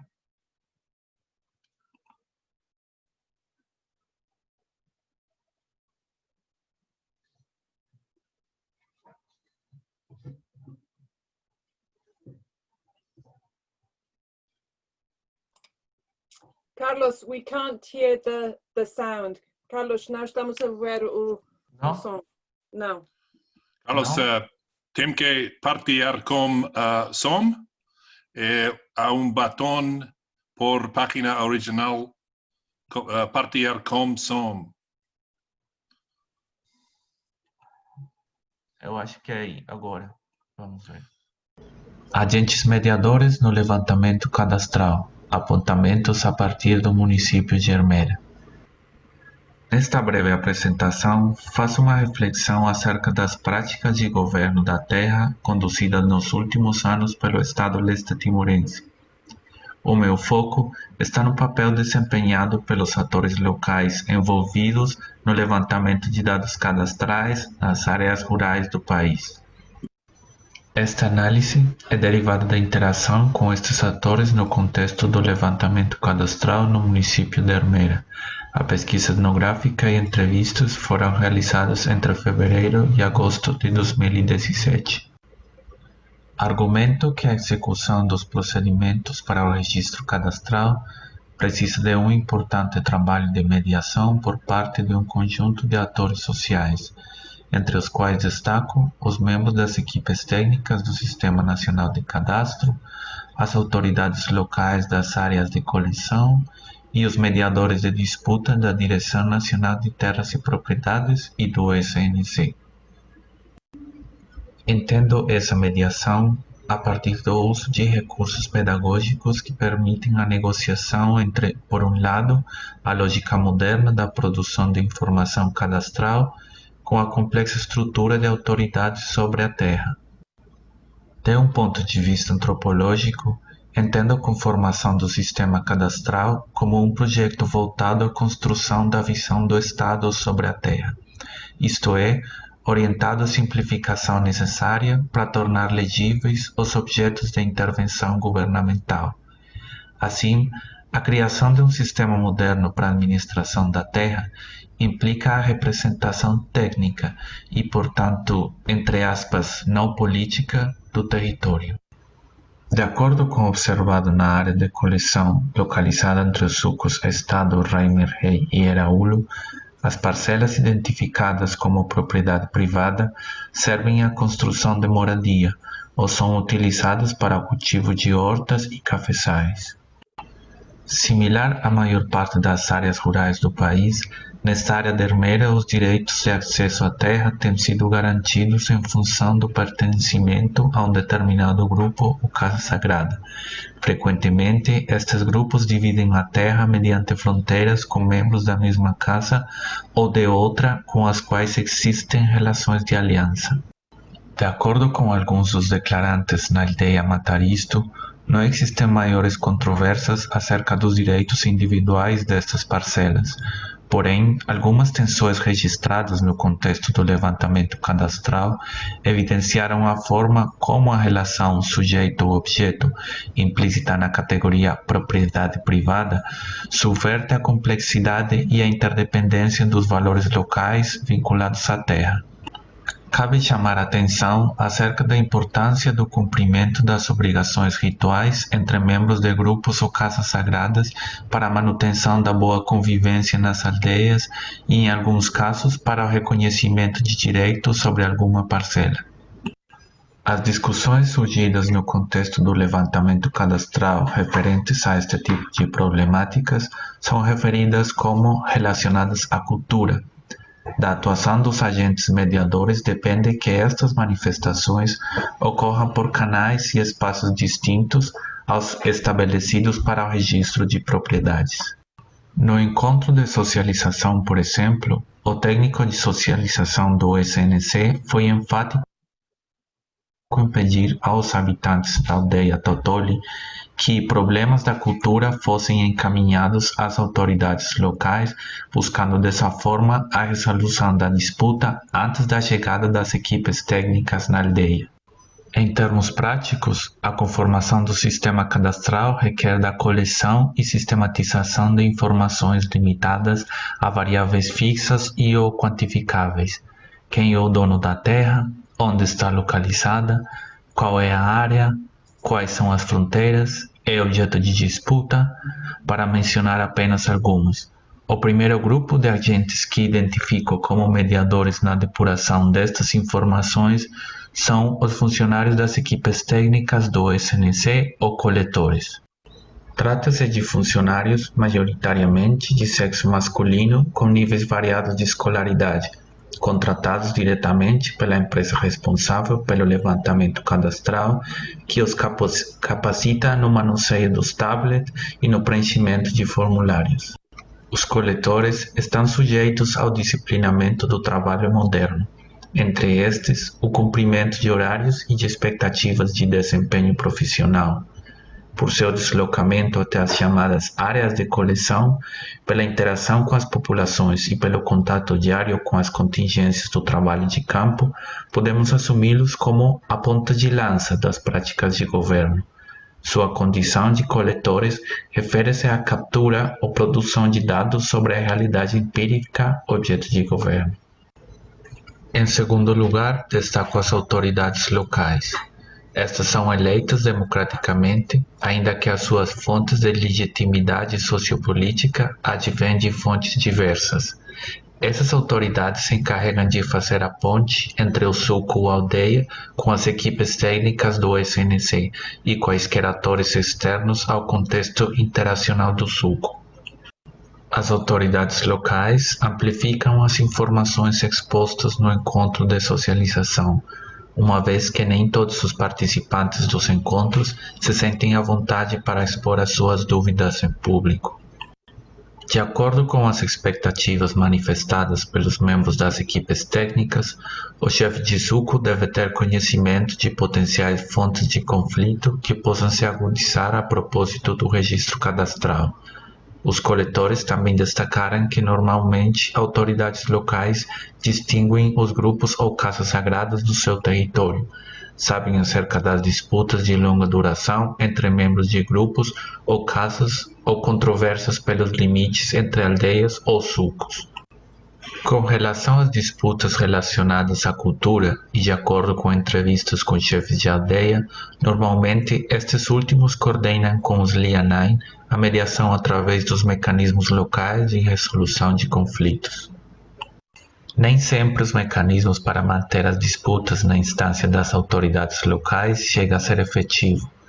Discussões relacionadas à cultura podem irromper na monotonia dos rituais burocráticos do levantamento cadastral.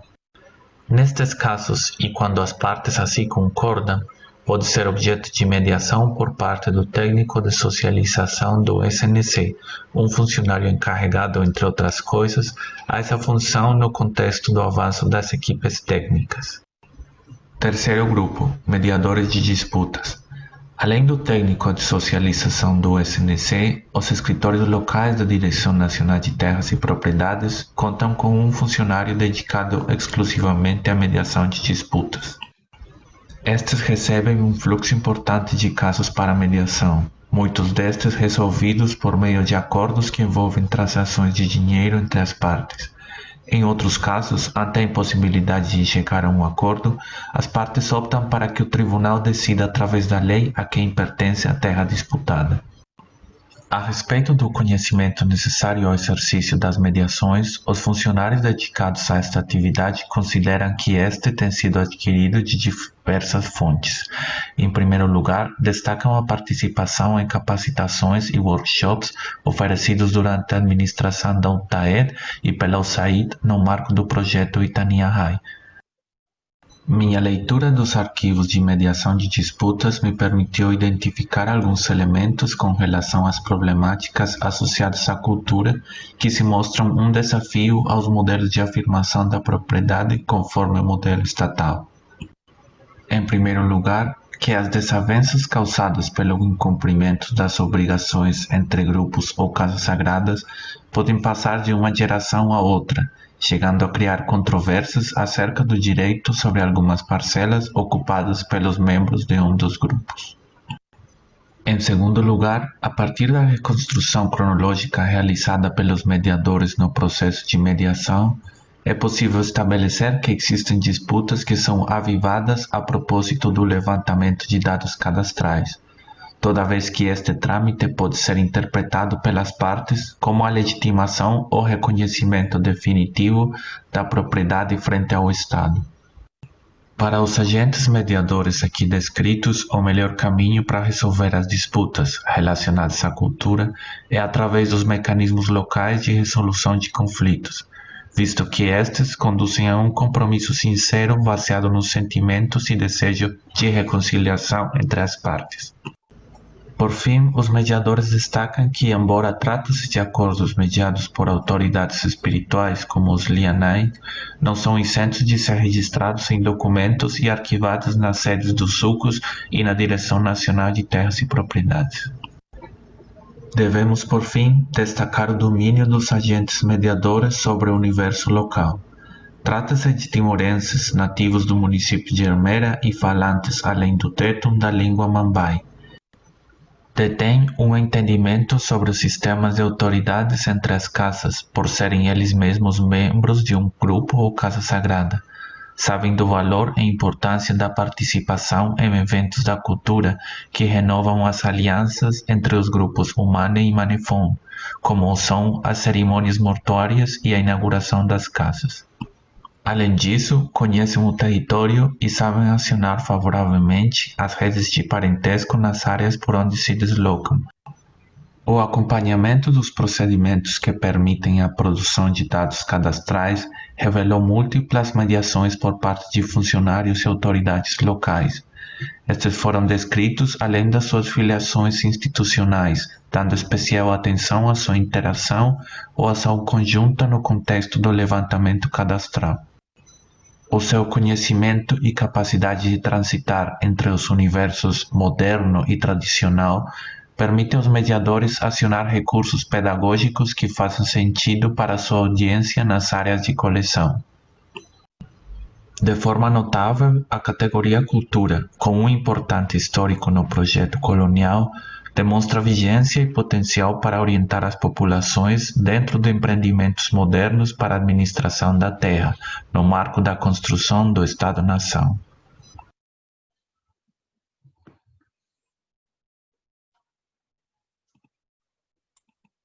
Obrigada, Barak Itabot. Carlos, thank you. Fantastic presentation. I love the video modality. We will move to our next speaker, so Mariano Ferreira from Rede Barrai. I think that Maeve will be sharing the screen with the slides because of some connection issues, but Mariano will be speaking. So Maeve, can you share your screen? And Mariano, how for tempo para Itabot at kulia. Obrigada.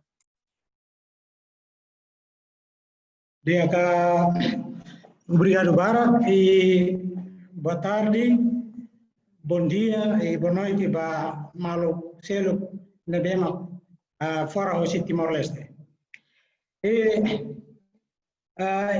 Relatório apresentação na relação com pesquisa Nebema Rede Barai Halo e a Tinan Liuba no pesquisa ainda que pesquisa qualidade. E pesquisa e a grupo Botolo e a equipa legal, a minha advogado mais ou menos na Hindu ou expert balu nebema hala analisa client ona ba processo lei sira regulamentos ou doutor nebema ligado ao Sistema Nacional Cadastro Nomos processo de registração rei Timor. Equipa terreno nebema que se trabalha monitorização ba serviço e município balu nomos equipa monitorização. E bele continua o slide.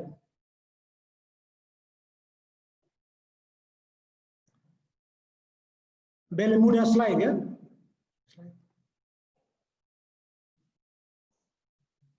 Mana Suzana, bele...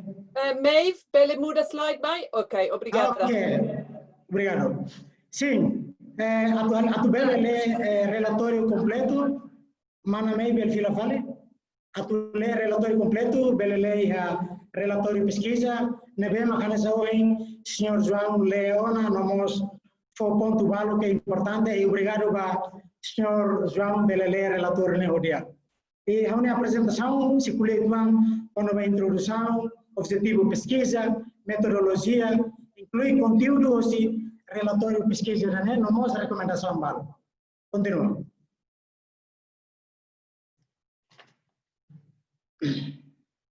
Bele, Maeve?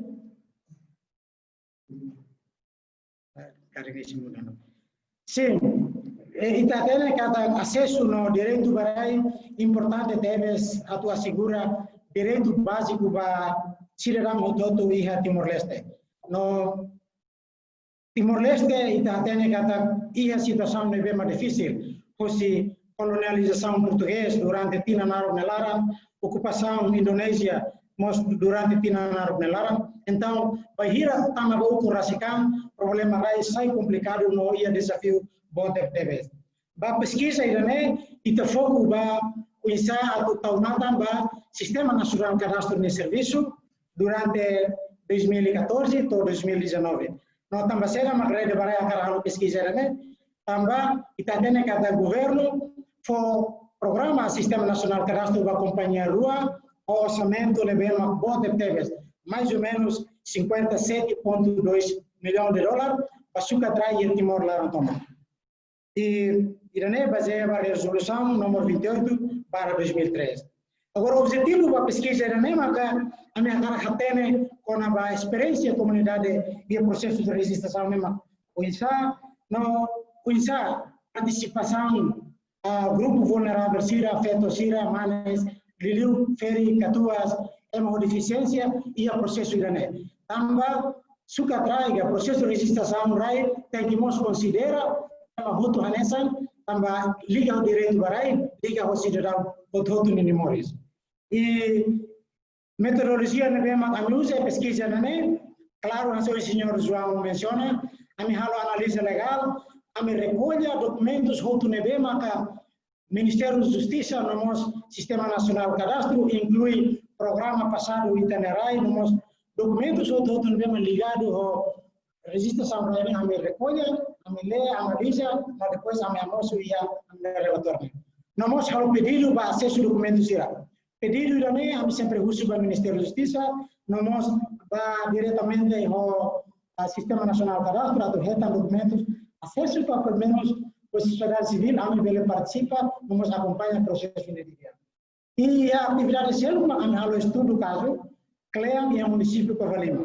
E o estudo do caso, né, a minha fonte do município de Covalima também, e o município de Covalima, entre comunidade, rai cultura, rai área, é uma relação muito grande. Então, a minha cara tem conhecer o Sistema Nacional Cadastro do Sucatrai e a Nava. Nós vamos fazer monitorização, a publicação do mapa e a município Xia, não é a área de coleção mais ou menos aduzida ou nulo residual.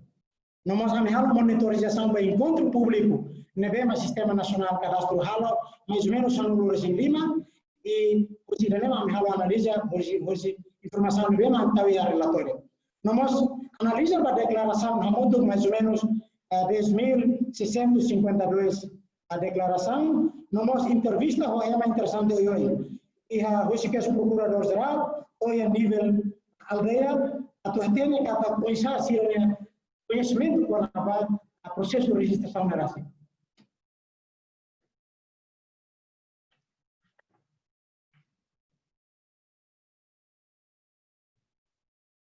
Sim, quando a Irânia nessa figura ne vem na cara tudo cada a me halo focus group discussão o inanfetansira e a suai amba dalla bara que o inanfetansira sempre la participa e a processo virane. Então a rede bara o metodologia focus group discussão para turona ser a noi.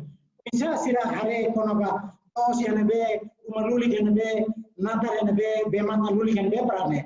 Irane essa entrevista direta ao Cefaldeia, nós chefe polícia comunitário, a mesira de comunidade, quando tem com conflito, começar a ser participação, começar a comunidade participar. Continua.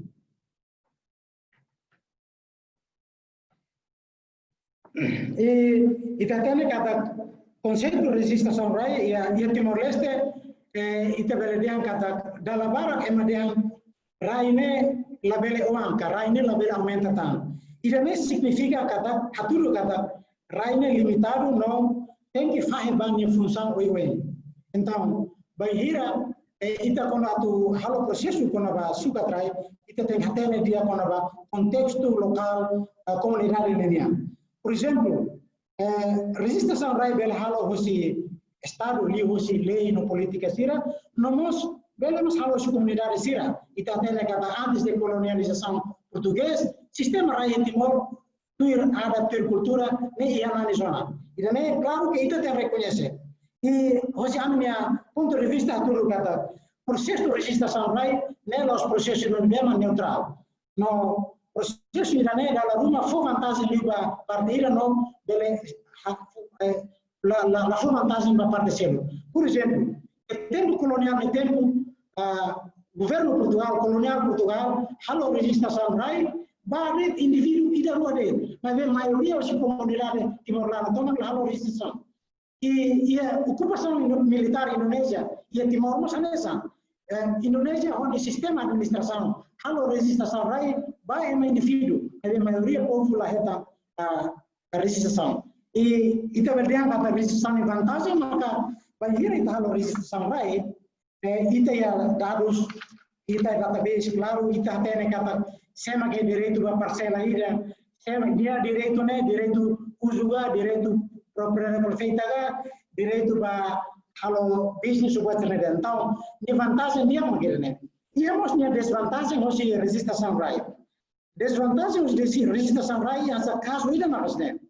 Banhira família toma ka grupo ida usa hamudu rai parcela ida de e rai parcela ida uma cai tolo gahar ela mudo por exemplo quando manebo quando feto sobrinha ela mudo haluma agora se o sistema de registração rai mas registro é mais determinado não lá considera ser celular o processo formal a bamberua secário muito problema leiga tribunal só reconhece e dá nebema nara em lista se selo nebema nara lá na lista lei se lá reconhece. E daí a me considera no caso que o Sistema Nacional de Cadastro tem que considerar e o contexto Timor-Leste nemiano. E está tendo cada que faz embalo com o processo de registração rai, la fudaram ban fetoga, fen atomos aunaran hamuto honelain. Dalam bara beliau bicara o processo kada sempre foi oportunidade para lá no taunenaran. No feto sempre diang taunet lain naran no ami la liga. E o caso balo acontece que em Timor a cultura bahira mane mate e asilo divórcio da ruma feto sei vulnerável tamba da ruma nila del heta acesso para direito barai tamba nara ia registração não está lá em nara e nós bahira kuliah con barraqueado e sira fecha mane dia ami fo ne fole então nila é direito con barai então a minha sistema nacional de cadastro tem que considerar também a tu fo vantagem ba tinha feito a gira explica de dia para sermos para participar né a tua força nós tira ni direito e nada mais ou menos né desvantagem vale no mesmo a minha reta você analisa o processo de registração rai agora história com a registração rai e tá tendo kata em Timor lugar nação no mesmo independente e a rai bara que emadean kata lugar rai lisam. Rai lisam ne haturu kata durante colonial no tempo, ocupação Indonésia no tempo, o rasikan no tempo, rai lisam, rai cultura, rai adat na fati se força. E a relatório e a pesquisa né, a me kuliah com a rai lisam, atu explica com a rai nebema maneja hoje uma lisam cultura local nebema existe na zona.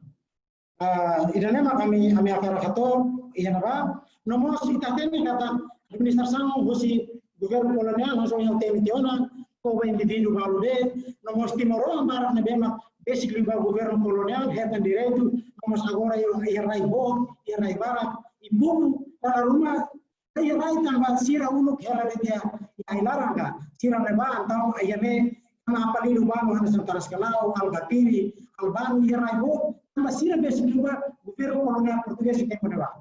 E o tempo Indonésia não nessa. Chama basic lugar militar Indonésia, tira o acesso pelo retan direito né, mas a população na fatem a retan vantagem e a ocupação dele.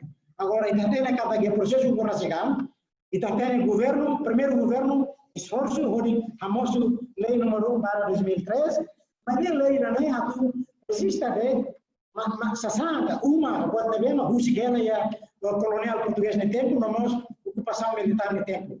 Mas vê, a fato incidente ele resolve o problema rai Timor-Leste. Itu semai ana João, senhor João explica kata ia projeto FOM itinerário na mesma halo ia 2008 atau 2012 no idane projeto na mesma hosi nações Estados Unidos na fornece. Firma ita bare konaba programa Sistema Nacional Cadastro Minha. Primeiro ita hari kata governo for contrato da companhia privada rua. GMN Holding Timor-Leste no mos AREMA price. Claro kata Pira ambil conhecimento, GMN Holding no dar grupo média, ambil antena minha experiência agrária, suka traine to ANB. E a AREMA price ambil antena tamba, ne companhia português, mas depois mas suka trai Timor, compreende quando a situação de nós quando Timor é aquela cultura, o sistema na bem existe na zona, AREMA price compreende aquela mas ne dalla rumah musa kolonial fomba ami senta sene. E tá tendo kata governos aloca ocean 57 milhões de dólares americanos para a companhia privada rua, nevema for contrato diretas, adjudicação direta, lá viu tenderização e da neta tudo cada se ajuda de entrega contrato com a companhia rua, né? Mesmo problema de lá transparente, ou sambo, mas bem adjudicação direta. Problema mana? Tambah cedo mas não acontece. Ok, bem continua. Desculpa, eu colhi uma casa de também é interessante a tu discutir e a forma. Pronto, tu irmã agora explica para o senhor João, ou em colher balo com a mané, liga a base legal sira. Los única processo de registração RAI, a o decreto-lei 27, depois mais o diploma ministerial rua, 16 no de 23, mas depois o diploma rua 0, diploma ministerial 45 nos 46, minha troca de diploma anterior do ano bem mais, né? O senhor João compreende muito bem. Mas, e depois tem a técnica, depois de ir, né? Parlamento Nacional aprova Lei número 13/2017, regime especial da titularidade, vem se mover. E, né? Nós podemos informação do Bukira, liga ao registração raiga, processo sucatrai em Timor-Leste. Além de, né?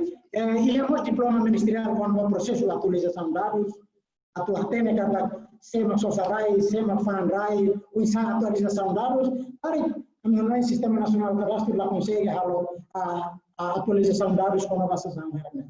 Nós temos que considerar o processo legal com a lei número 10, Código Civil. E Código Civil quer claro com a propriedade comunitária. E da mesma, o Sistema Nacional de Cadastro tem que considerar o processo de retoma. Agora, a lei legal, e que 2010 mais, então o processo de mais não tem que estar para o sistema.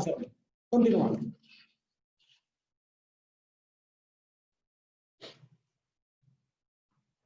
E vamos agora explicar então quando artigo sabe valo e a lei de regime especial da titularidade de imóveis, que é a lei de terras.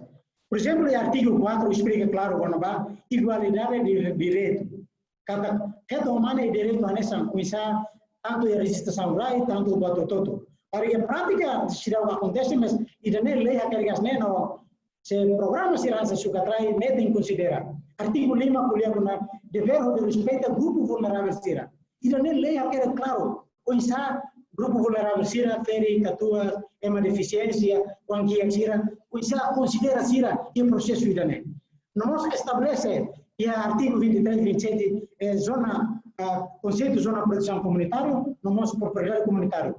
E o artigo 1 indica que a zona de proteção comunitária, propriedade comunitária, não dá direito de mesmo que o Sistema Nacional de Cadastro tem ajusta se a registração RAI ou a lei mesmo atual. A tu não é está lá processo discutimado, mas está colher de base legal mesmo aí. Nós artigo 0 regula com o processo de cadastro nacional, não é uma de dever livre a tratar uma declaração. Por si ela explica com a realidade em campo, o senhor João explica, vamos relatar informação básica hoje comunidade de campo, a itu outro bele rona nós bele discutir. Nós declaração e a lei número 13 yang kata for declaração titularidade a muito bem online. Agora, a discussão não está lá retam kata equipa gente explica kata que não outro bele compreender né. Então não é problema não. Continua. Agora, processo de registração para tu ir lei Timor-Leste linian, maka nessa etapa nem etapa nem maka nessa ita vou tirar are primeiro define a área coleção sucatrai depois informação público ou antes de informação público que é uma todo tem atene depois maka sistema nacional cadastro tumba sucatrai foi tirados depois antes atu a publicação mapa tem que fazer informação pública fale a comunidade pública atau tela dan publicação mapa na halo NB lorong hira atau hal misalnya di henabane pirlei Timor-Leste nian kira claro para etapa ini bema importante tem que incluir no processo irane atu garanti quando qualidade toma processo registração lainnya agora tu irmã akan pode ita bahare quando registração lainnya bema sistema nasional cadastro halo Senhor João itu conhece malu dia então agora satu informação baru mas tahu satu dia ita tu história malu mas lá ita akan share informação malu mas é uma ambil pesquisa no meio continua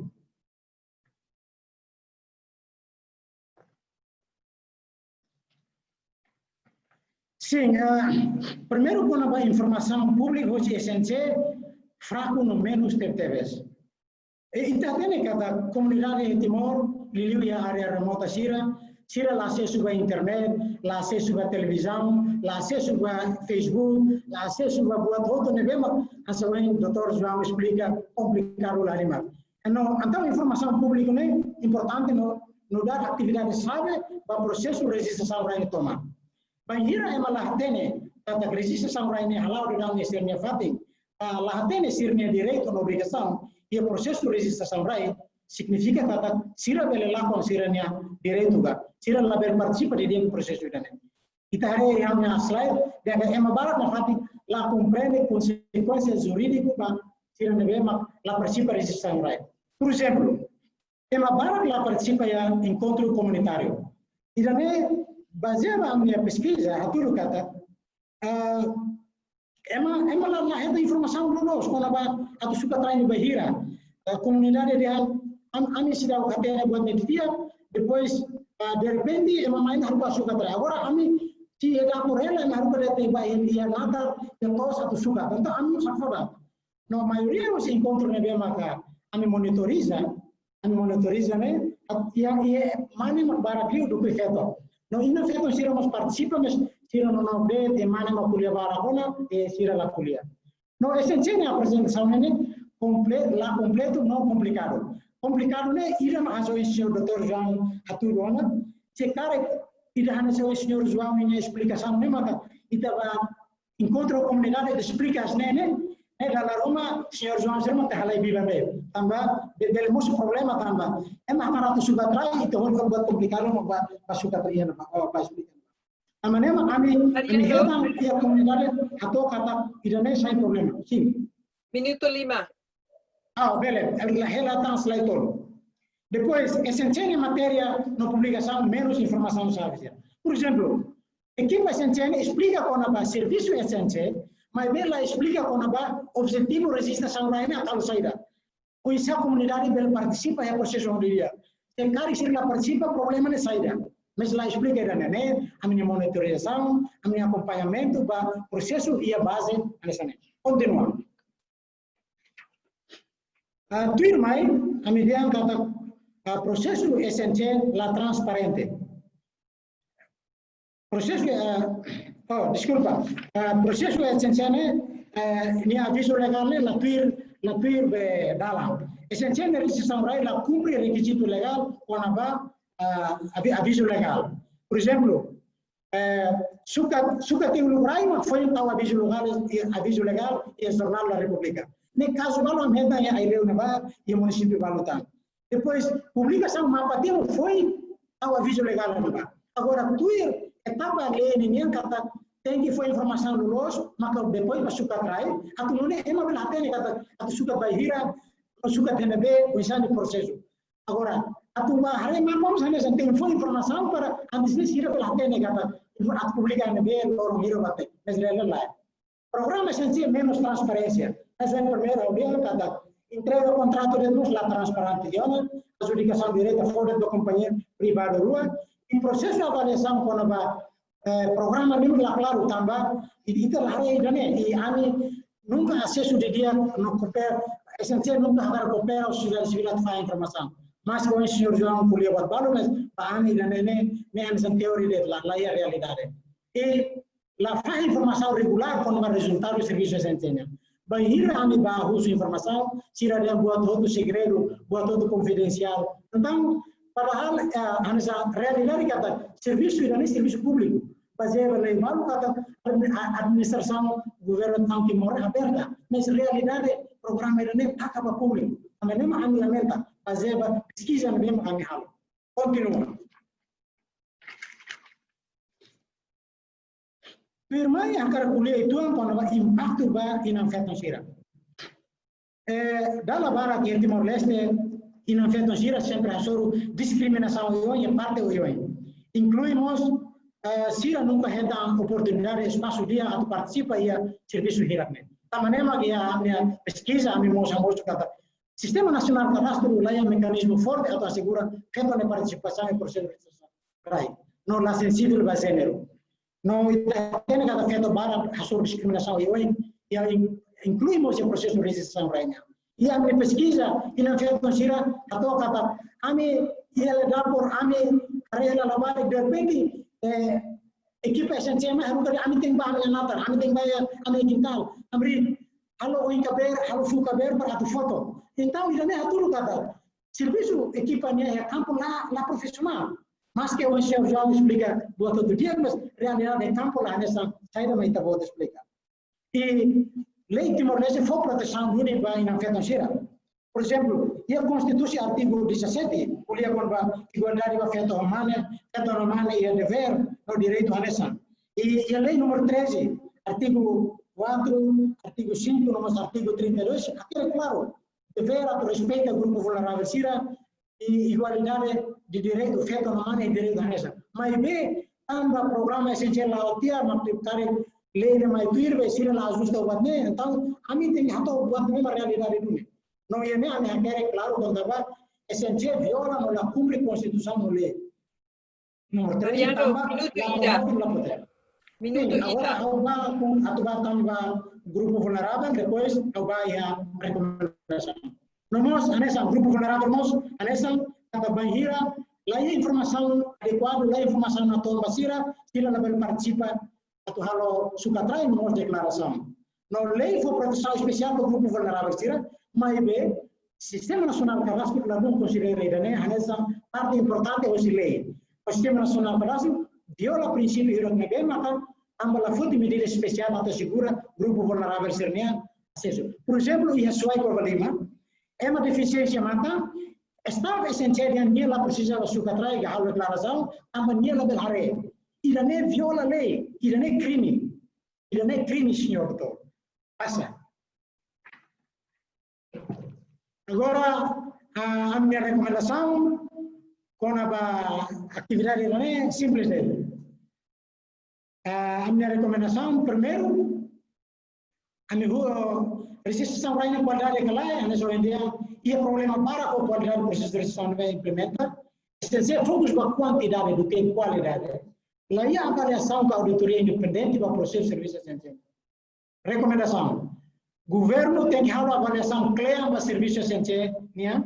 A avaliação tem que na bloco independente onde investiga acesso ao processo de restrição toma, qualidade de dados, impacto da vulnerabilidade, realização no nosso sustentabilidade dos processos. O processo de restrição tem que na bloco independente. E uso a instituição nessa comissão anticorrupção, provedoria dos direitos humanos, secretário de Estado de Promoção, Igualdade e Inclusão Social, inclui defensor público, tem uma investigação que vai impacto esse processo no Sistema Nacional Cadastro. Muito obrigado, e te vou toda a atenção e desculpa, o eu tenho colega Valonara, eu uso desculpa, não é care colega Valonara, obrigado. Obrigada, Barak Mariano. No, desculpa também, a minha tempo lá estou a tu discutir com o Lutan. Agora, eu tu for dalan ba Bernardo a tu colia e depois eu for tempo to tuku hato 10 minutos, então 4 horas e 10 minutos, haula tene hosi itabot sirania, mas 10 minutos liuti a hora, atu Bernardo Belhalo nini apresentação. So Bernardo, please take the floor. You've got 20 minutes. If we go over a little bit, we eat into discussion and break, but that's not a problem. Thank you, Susanna. Let me just make sure that you're seeing my presentation. Yes. Yeah, perfect. Thank you very much. I tried to adapt a little bit. I cut a few bits because I'm imagining that we are running out of time. So I'll try to make it short and not repeat a lot of what was said. So my initial idea for this presentation was more to talk about the main conclusions of my PhD dissertation that I'll defend in 2 days, where I talk about the difficulties and the struggles of building the formal land tenure system in Timor-Leste. So the laws, the institutions and practices that regulate access and use of land, and where I look at them at different levels. So the political environment, the lawmaking, the legal framework, the institutions, and what happens on the ground. With this panel, I decided to focus only on land registration. So I'll go a bit away from this, but what I will present is based on my research. And I want to start with a question. We were talking about land registration. We were talking, all this panel ended up being focused on land registration. And my question is, why do we register land? What is the purpose? And I want to first, before looking at land registration in Timor, I want to have a bit of an overlook and a step back on land registration. There is the normal answer that you get when you ask someone, and we heard even today, I paraphrased many other people, but people say, okay, if we register land, the land rights will be clear, and this will be good for the people, for the economy, this will prevent conflicts, the land problem will be solved. You find this kind of statement since colonial times. If you read colonial authors, they say this, they see land registration, individualization of land rights as the solution for the colonies. You find this movement again in the 60s, in the 70s. For instance, USA spent millions of dollars in Afghanistan in the 60s and 70s to register all the land there and solve the land problem in Afghanistan. You have more, I think the next wave that came about land registration was with Hernando de Soto and his famous The Mystery of Capital, in which he claims that he's going to solve all land, or he found what makes some countries thrive and others not. And his solution is massive land registration. So land registration has came over and over again in history as what was going to solve the land problem. But is land registration a silver bullet for land-related issues? And when you look at research, it's not at all. I'm quoting here one author, but you find many others about all the assumptions that are behind land registration. And these assumptions, I'll just go a little bit over the points that I have here. These assumptions are that the law protects people's rights, as was already referred. For instance, many laws do not fully protect everyone's rights. Also, that laws will be respected. It's also the assumption of land registration. And law often is not respected in practice, even in Timor, as we saw already a couple of examples. There are assumptions about the politics, that politicians are willing to let go their power over land and let people to have land rights. it's one of the conclusions of my thesis, and I'll get back to it in a minute. In Timor, there's still a lot of the political environment is not willing to let people have their own land rights. There's also the assumption that the local powers will not interfere, that at local level, people will just let land registration happen without interference. There's the assumption that the public administration will have the means to implement land registration, and will do it without corruption, without taking advantage of it. There's the economic assumptions that will be very good. Land registration will be very good for the economy, but this comes with the assumptions that people will ask bank credits, that the banks will give credits. So, and then there are a lot other assumptions regarding the social norms, that the laws are matching what's happening on the ground, and that this is easily registered. And as we saw already in a couple of presentations in this session and the previous one, this is not the case often in practice. So since the 90s, especially, even before, but especially since the 90s, a lot of scholars have looked at land registration and have been very careful about it. I put here the work from John Bruce. I will mention it in the next part of my analysis. But if you put together different conclusions, and the topics that I will talk next are kind of a match of a lot of, or a mix of a lot of conclusions about land registration. The first one is that land registration is a tool, is not an end. A common thing when you go to a conference about land is someone saying, the problem in my country is that only 10% of land is registered. That's not a problem. That makes land registration an end in itself. The problem of a country is that land tenure is not secure. The registration or not is just a tool. And it's one tool among many other tools. There are many other ways of safeguarding land rights and protect people and avoid conflict that do not necessarily use land registration.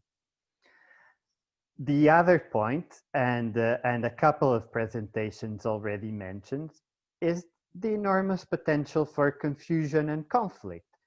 If the registration do not ask the right questions, if what you register do not match what is on the ground, if you get the wrong names, if you don't get everything according to, if sometimes you just ask who owns this land, there's a huge potential for raising conflict and land registration causing more problems than solving them. There's also the enormous potential for abuses with corruption, nepotism, with the people connected with or more informed taking advantage of registration to use it in their favor. For instance, Maeve gave the example of land being registered, all community land being registered in the name of one person. That person will have an enormous advantage over the others.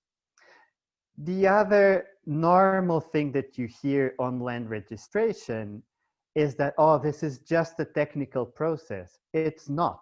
Land registration is about deciding who has and who does not have rights. And by doing so, this is a political act, and masking land registration as just a technical issue, it's not correct, and it hides the political decisions that land registration represents. And it has to be very carefully conducted. You need to be very, very careful of all the dangers that come with land registration. So quickly going to Timor, land registration is not necessarily new in Timor. There was land registration during Portuguese times, during Indonesian times. Untayet had a land registration going, an informal one for a while. There was land registration with Law 1/2003 of registration of claims. There was Itaniarai, and there is now SNC.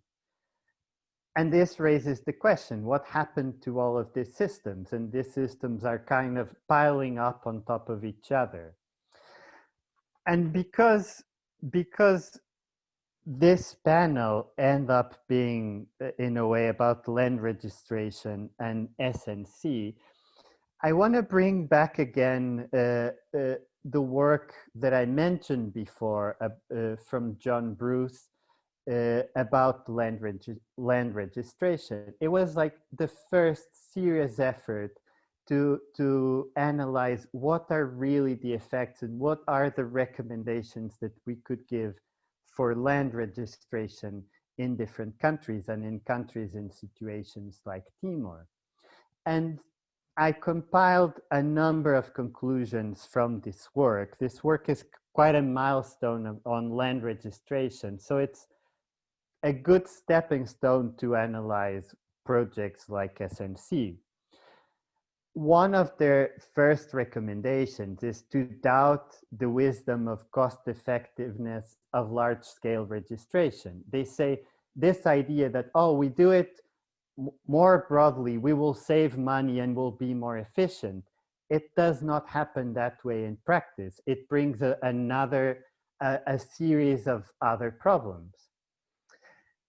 They seriously recommend to focus on incremental approach to local tenure systems. They say don't come and change what it is on the ground. Build on what exists on the ground. The other recommendation that they bring is to focus on the real needs at local level. In many places in Timor, if you ask, why do people need land registration here? What is land registration bringing to these people? Quite often just brings more confusion. It brings nothing else. Quite often the only thing that people are afraid of is one day of being evicted by the state. So the question often is, what are we bringing to people? Maybe land registration is, they recommend, is much more important at urban areas, at areas where there is conflict about land, where the local systems are not working anymore. But many other areas do not need land registration, need other things. To move away from what they call the replacement paradigm, the replacing local systems with formal systems. If the local systems are working well, why change them? Often with systems that you cannot sustain. And I'll talk about that in the next slide. Focus on land registration efforts in areas in need of it. I talked already, areas with conflict, areas where the customary systems cannot work anymore, areas that urban pressure really needs the state to intervene. Update information from day one. If you register a parcel today, tomorrow there will be changes and you need to go and update those changes and have the systems to update those changes. Without that, very quickly the information that you collect is outdated. Another point that they raise in this work is to prevent endangering secondary rights. If you register only ownership, for instance, we heard already from Susanna, from Maeve, from Laura, and you can find in many other countries, ownership in Timor is already a very, very complicated word. If the only thing that you focus on is to register ownership, whatever that is understood by people, you're ignoring all kinds of other layers of rights that will be excluded. And if they are not registered, they are not valid anymore because someone has a legal claim and the others not. And the other recommendation is to rehabilitate existing registry before expanding to new areas. Work with what you have first, make it work properly, and only then expand. When you hear about SNC, is the complete contrary of all of these recommendations, like every single one of them. And I wanted to bring or my next point, it comes also from a more recent work from— Now for 5 minutes. Okay, I think I'll finish on time. From the work, this work is supported by FIG, the Federation of International Surveyors, by the World Bank. I have some specific critiques to this work, but the concept in itself is good. It's the idea of fit for purpose land administration. And the main principle or the main idea is do not build something that you don't need and you cannot sustain. And I don't want to go over all of these points. They would take too much time.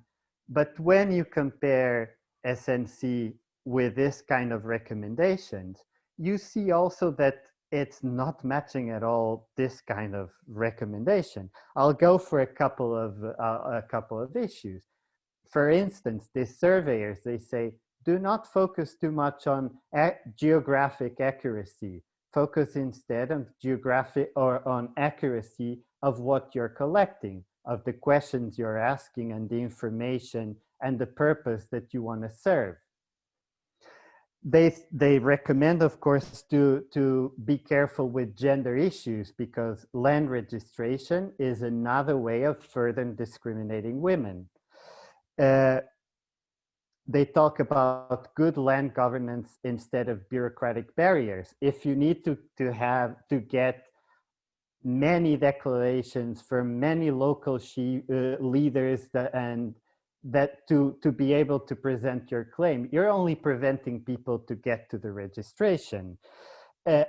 Technology, if you have something that is very high tech, what will probably happen is as soon as the project ends, it will go down the drain because it's not maintained. So you have a bit of an image of what are the main recommendations about land registration. So what can we expect from now that SNC is over? What can we expect? One thing is outdated data. Unless you have massive systems to keep updating every time there's a transaction of land, the land will be outdated. In average, 10% of worldwide, it's obviously a very broad number, but in average, around 10% of land is somehow transacted every year. After 6 years, you can imagine how many parcels are outdated. And even if there was a system to update them, it would have to be massively implemented. If you're going to very remote areas, I can bet with you that people in remote areas do not walk 50 kilometers to update their transactions. So it will be outdated for sure. And the data will be inaccurate because if you ask who owns this land and is a very communal list, and well, the names, this was already debated. But if there's only one name, of course the data is inaccurate. And the moment there's a conflict, there will be a conflict because of the inaccuracy of the data. The other thing is formalizing injustices. If you don't have a system to, for instance, include women, you're further taking them away from their land rights and you're formalizing them. You're giving them even more strength to already unfair claims. And if the land registration is not properly conducted, you're adding another layer of conflicts. You're legitimizing some people, you're legitimizing others, and adding another layer. Another person will come with a different claim. You're not helping to solve the issue. So just to conclude, and going back to my research and thinking and stepping back a bit and thinking what are the issues, I think one very important step is a stronger political will to protect people's rights to land. I will not develop this much. I would be very happy to talk further about this, but it's really necessary a stronger will to protect people's land rights, and this to be a primary political objective instead of bigger claims like we want to register all the land. Land registration is one tool. 1 minute, and Bernardo. yeah, I'll conclude on time. Land registration is one tool and should be used in Timor. I'm not saying it should not, but should be slowly and carefully used and not massively as it was. And use land registration, but combine it with other tools. There are many other ways of protecting people's land rights.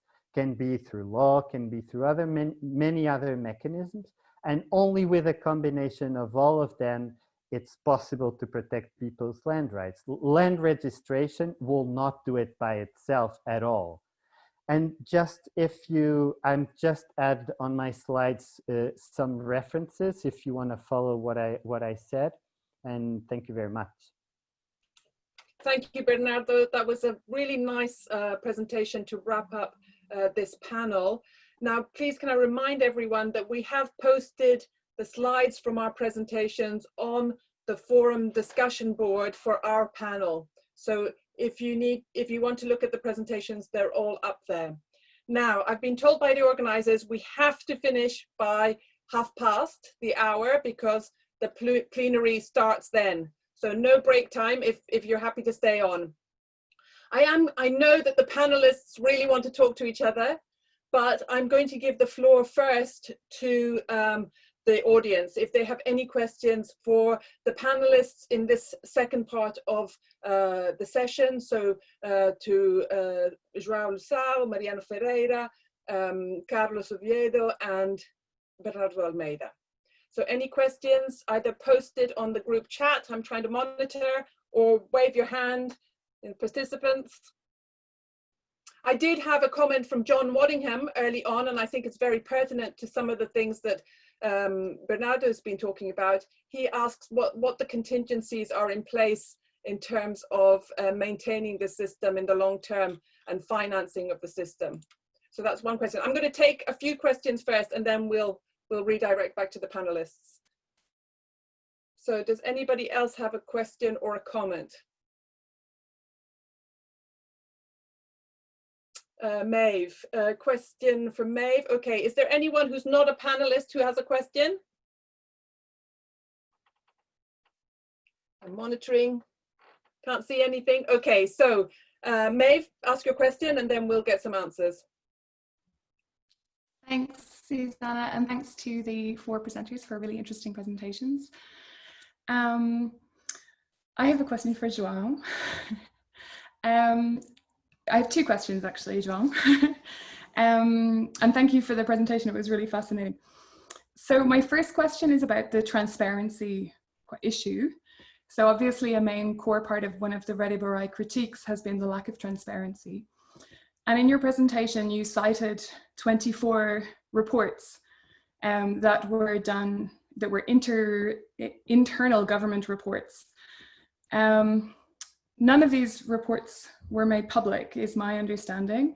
And Rede Barai did multiple freedom of information requests and were denied access. They were given access to the reports for 24 hours at one period inside the Ministry of Justice, but were never given copies of those reports. So, and my other question around transparency would be about the quality of transparency. So I think transparency, there's obviously transparency within government and making sure that the government is getting what they want from a project that they've paid a significant amount of money for. But there's also a broader question of public transparency and whether there was sufficient transparency for civil society and the public to monitor the programme. So I suppose I was just going to ask you to maybe explain a little bit more, in more detail about that transparency and whether you think that the public transparency was sufficient. And then my second question was about women and land. So you mentioned that disaggregated gender data could be accessed within 2 minutes with one click of a button. So I'd like to ask you, because that data has never been published, to my knowledge.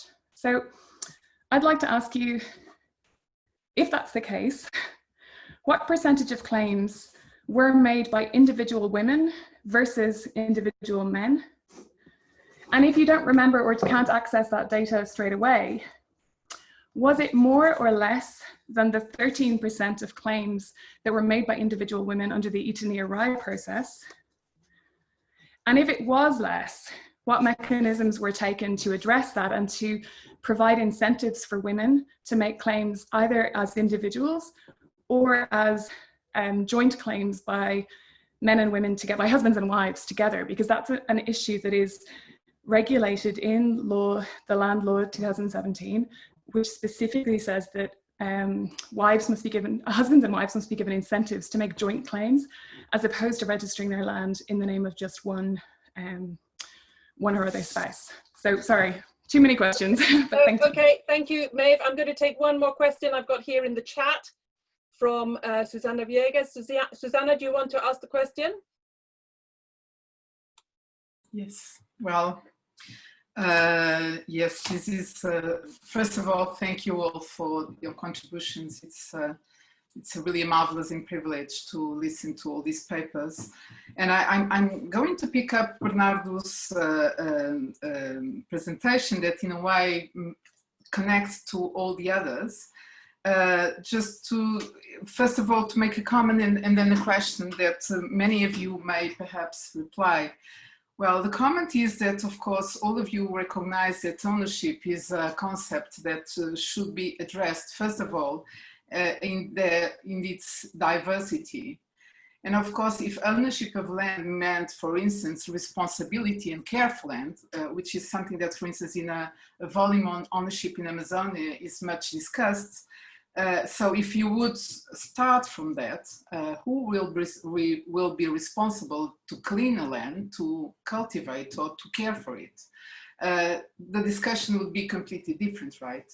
And so I think this connects with what Bernardo was saying, that of course political will to protect people's land rights is what matters. And to know what land rights is the first question, of course. So I wonder if one real clear and easy distinction that was first discussed in, back in 10 years ago or something, when different institutions and actors were saying that, first of all, you had to make a difference between, for instance, the history of land in Dili or in places like Elmira, where long distance colonial plantation kind of land rights were given top down. And other places. So the idea of diversity in looking at land rights, is it implemented in any way that you know, in terms of political decisions on land rights? This is the question. Okay, thank you, Susanna. So there aren't any other questions for the time being. So João Bernardo, who would like to go first? Let me just reiterate that at 4:30 my time, we have to leave this meeting, okay? Thank you. So who would like to go first, João or Bernardo?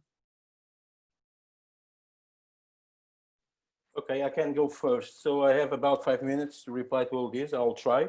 Transparency 24 reports. Yes, government has them. It's up to them to make them available or not. Public transparency, probably yes, but it's not up to me to address that issue. Once again, you should ask that to government. Gender, we did a huge effort, and let me tell you that we sent through the National Land and Property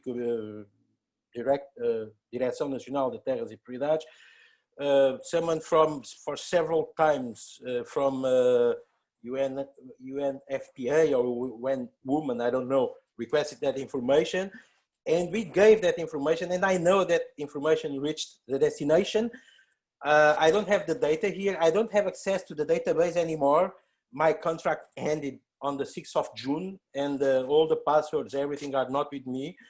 But I remember on that last table that was sent middle next year, we had at that time about 22% of the claims were by women, 22%. And because we did a huge effort, especially in areas where the life for women, it's very difficult. As you know, in Timor, there are some areas where women have some power, and in those areas we did a huge effort to make sure that those claims were even private, not group claims. When we could clearly see that was the owner was the woman. But sometimes it's not difficult. It's also a social problem that Timor has to address, and you cannot expect SNC to solve all those problems. If you allow me, Bernardo, thank you very much for your presentation. Your very academic presentation was very nice until the last slides, where you showed that you really don't have enough information. Probably it's it's our fault about SNC. I just go back to one of the slides, because from legal issues I'm not an expert, but when you talk about special framework, I think I know something. When you say visit, and even what you have stated, it's in some ways it's I don't understand, because you say two different things. Special framework, physical boundaries rather than fixed boundaries. That is exactly what we did. It was impossible, as you said, to do a massive work without doing that this way. Expecting for fixed boundaries, we wouldn't have the information that we have collected. We did massively, but very carefully. That's why we invested in good positional accuracy. I said that orthophotos, aerial images with good positional horizontal accuracy, and with a high resolution, 10 centimeters resolution, as I said. It was exactly to try to define the boundaries as much as possible only with the aerial satellite imagery rather than field surveys. As you say, it's your second point. If you go to the previous slide, to that one, also all those points from that you mentioned, the guy, the book that has that, the author. I would say that you had about 8 points. We could go through all of them, and I would say that from those 8, 6 were very well addressed by us. I would be happy to discuss them with you whenever you wish. I don't have them. I did take a picture from the special framework. I didn't have time to take a picture from the other one. So if I had them here, I would address one by one. But I guess that we also don't have time. Back to you. Thank you. Bernardo, it's your... Well, let me first answer Susanna's question. I think when we consider these problems of land rights, they always come with why do we need them? We need them because we only have, if you only have one land and various people trying to use it, you need to exclude some to give it to others, and that's always the issue. And with a lot of these problems, the first question to ask is, where is the threat? And in Timor, for instance, sure, there are threats in the family with family disputes, there are threats in between communities, and there are threats inside communities, in between communities, and threats with the state. And most, in my thesis and in my research, the biggest threat and the only threat that really the law can do something, because if you have a community dispute in a remote area, they will never reach the court. The court will not be a solution for them. The only threat that the law right now could prevent is the threat of the state, which is the strongest threat at the moment. So I would go for solutions first and foremost that prevent the state from dispossessing people without adequate assessment. And there are many ways of doing that. Mozambique has a basic, then has a lot of examples also of the state not respecting the law, but has basic rules of they don't call it adverse possession, but is adverse possession, of saying if you use the land for a number of years, for 10 years, you have a right to use it and you cannot be dispossessed of it. And this kind of approach in Timor would be very useful. So I don't know if I answered your question, but I would be happy to keep debating this with you.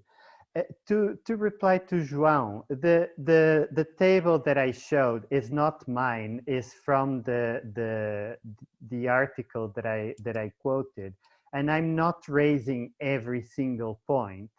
But for instance, what you tell me about accuracy, that all the effort to make it very accurate, what exactly the report says is accuracy in land registration is not very important because it's very costly, it costs a lot to maintain, and in practice do not address your problem. The problem that land registration wants to address is legal.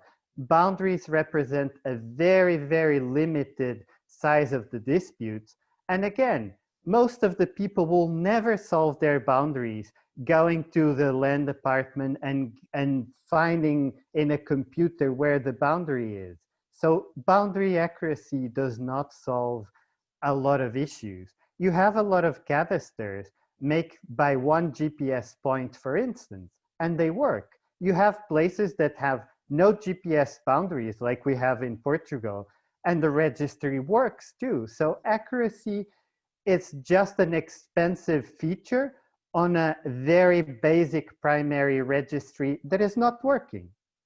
If now I want to know who owns which land in a parcel in Dili, it will not be available. It will not be there for me as an interested party. So it's not working. It can be very accurate, can be there in a computer, very, very accurate. It doesn't work in practice. Thank you, Bernardo. Thank you, João, and thank you for the questions. Again, we've got a couple of minutes, but I do want to make some announcements before we go to the plenary. We do have a little bit, maybe 1 extra minute time. Bernardo, my comment on that, yes, fuzzy boundaries are important because they enable this negotiation across boundaries and actually can reduce conflict in the long term. And certainly that was what we found in our study, the study I did with Daniel Fitzpatrick and Andrew McWilliam. That's just a comment from our perspective.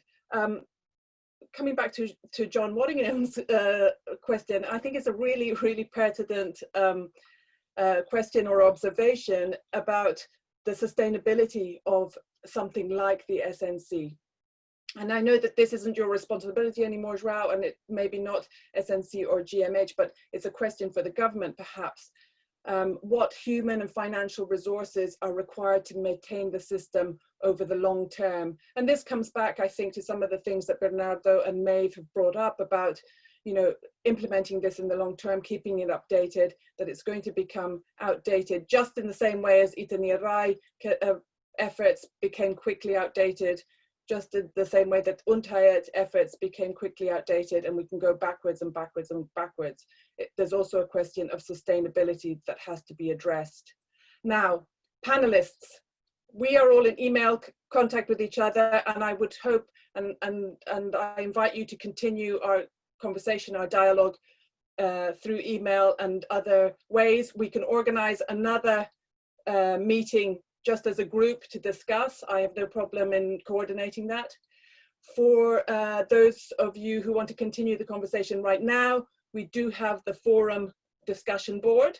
So please feel free to put any comments on that discussion board. Now, all that's left for me to say is Obrigado, Barak, Laura, Yoda, Maeve, Krian, João Luçao, Mariano Ferreira, Carlos Oviedo, Bernardo Almeida, thank you so much for being part of this panel. Obrigado, Barak, para a minha participação e painel IDNE.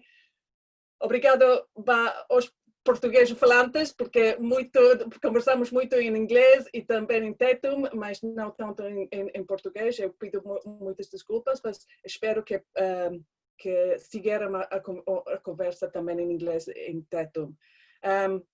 Bem, vamos para a aula principal, para a sessão final. Obrigada, Barak. And thank you, Susanna, for facilitating so wonderfully. Thank you. Thank you, everyone. Obrigado, Mana Susana, Mão Bernardo, Mão João. Obrigada. Cumprimento em Timor-Leste.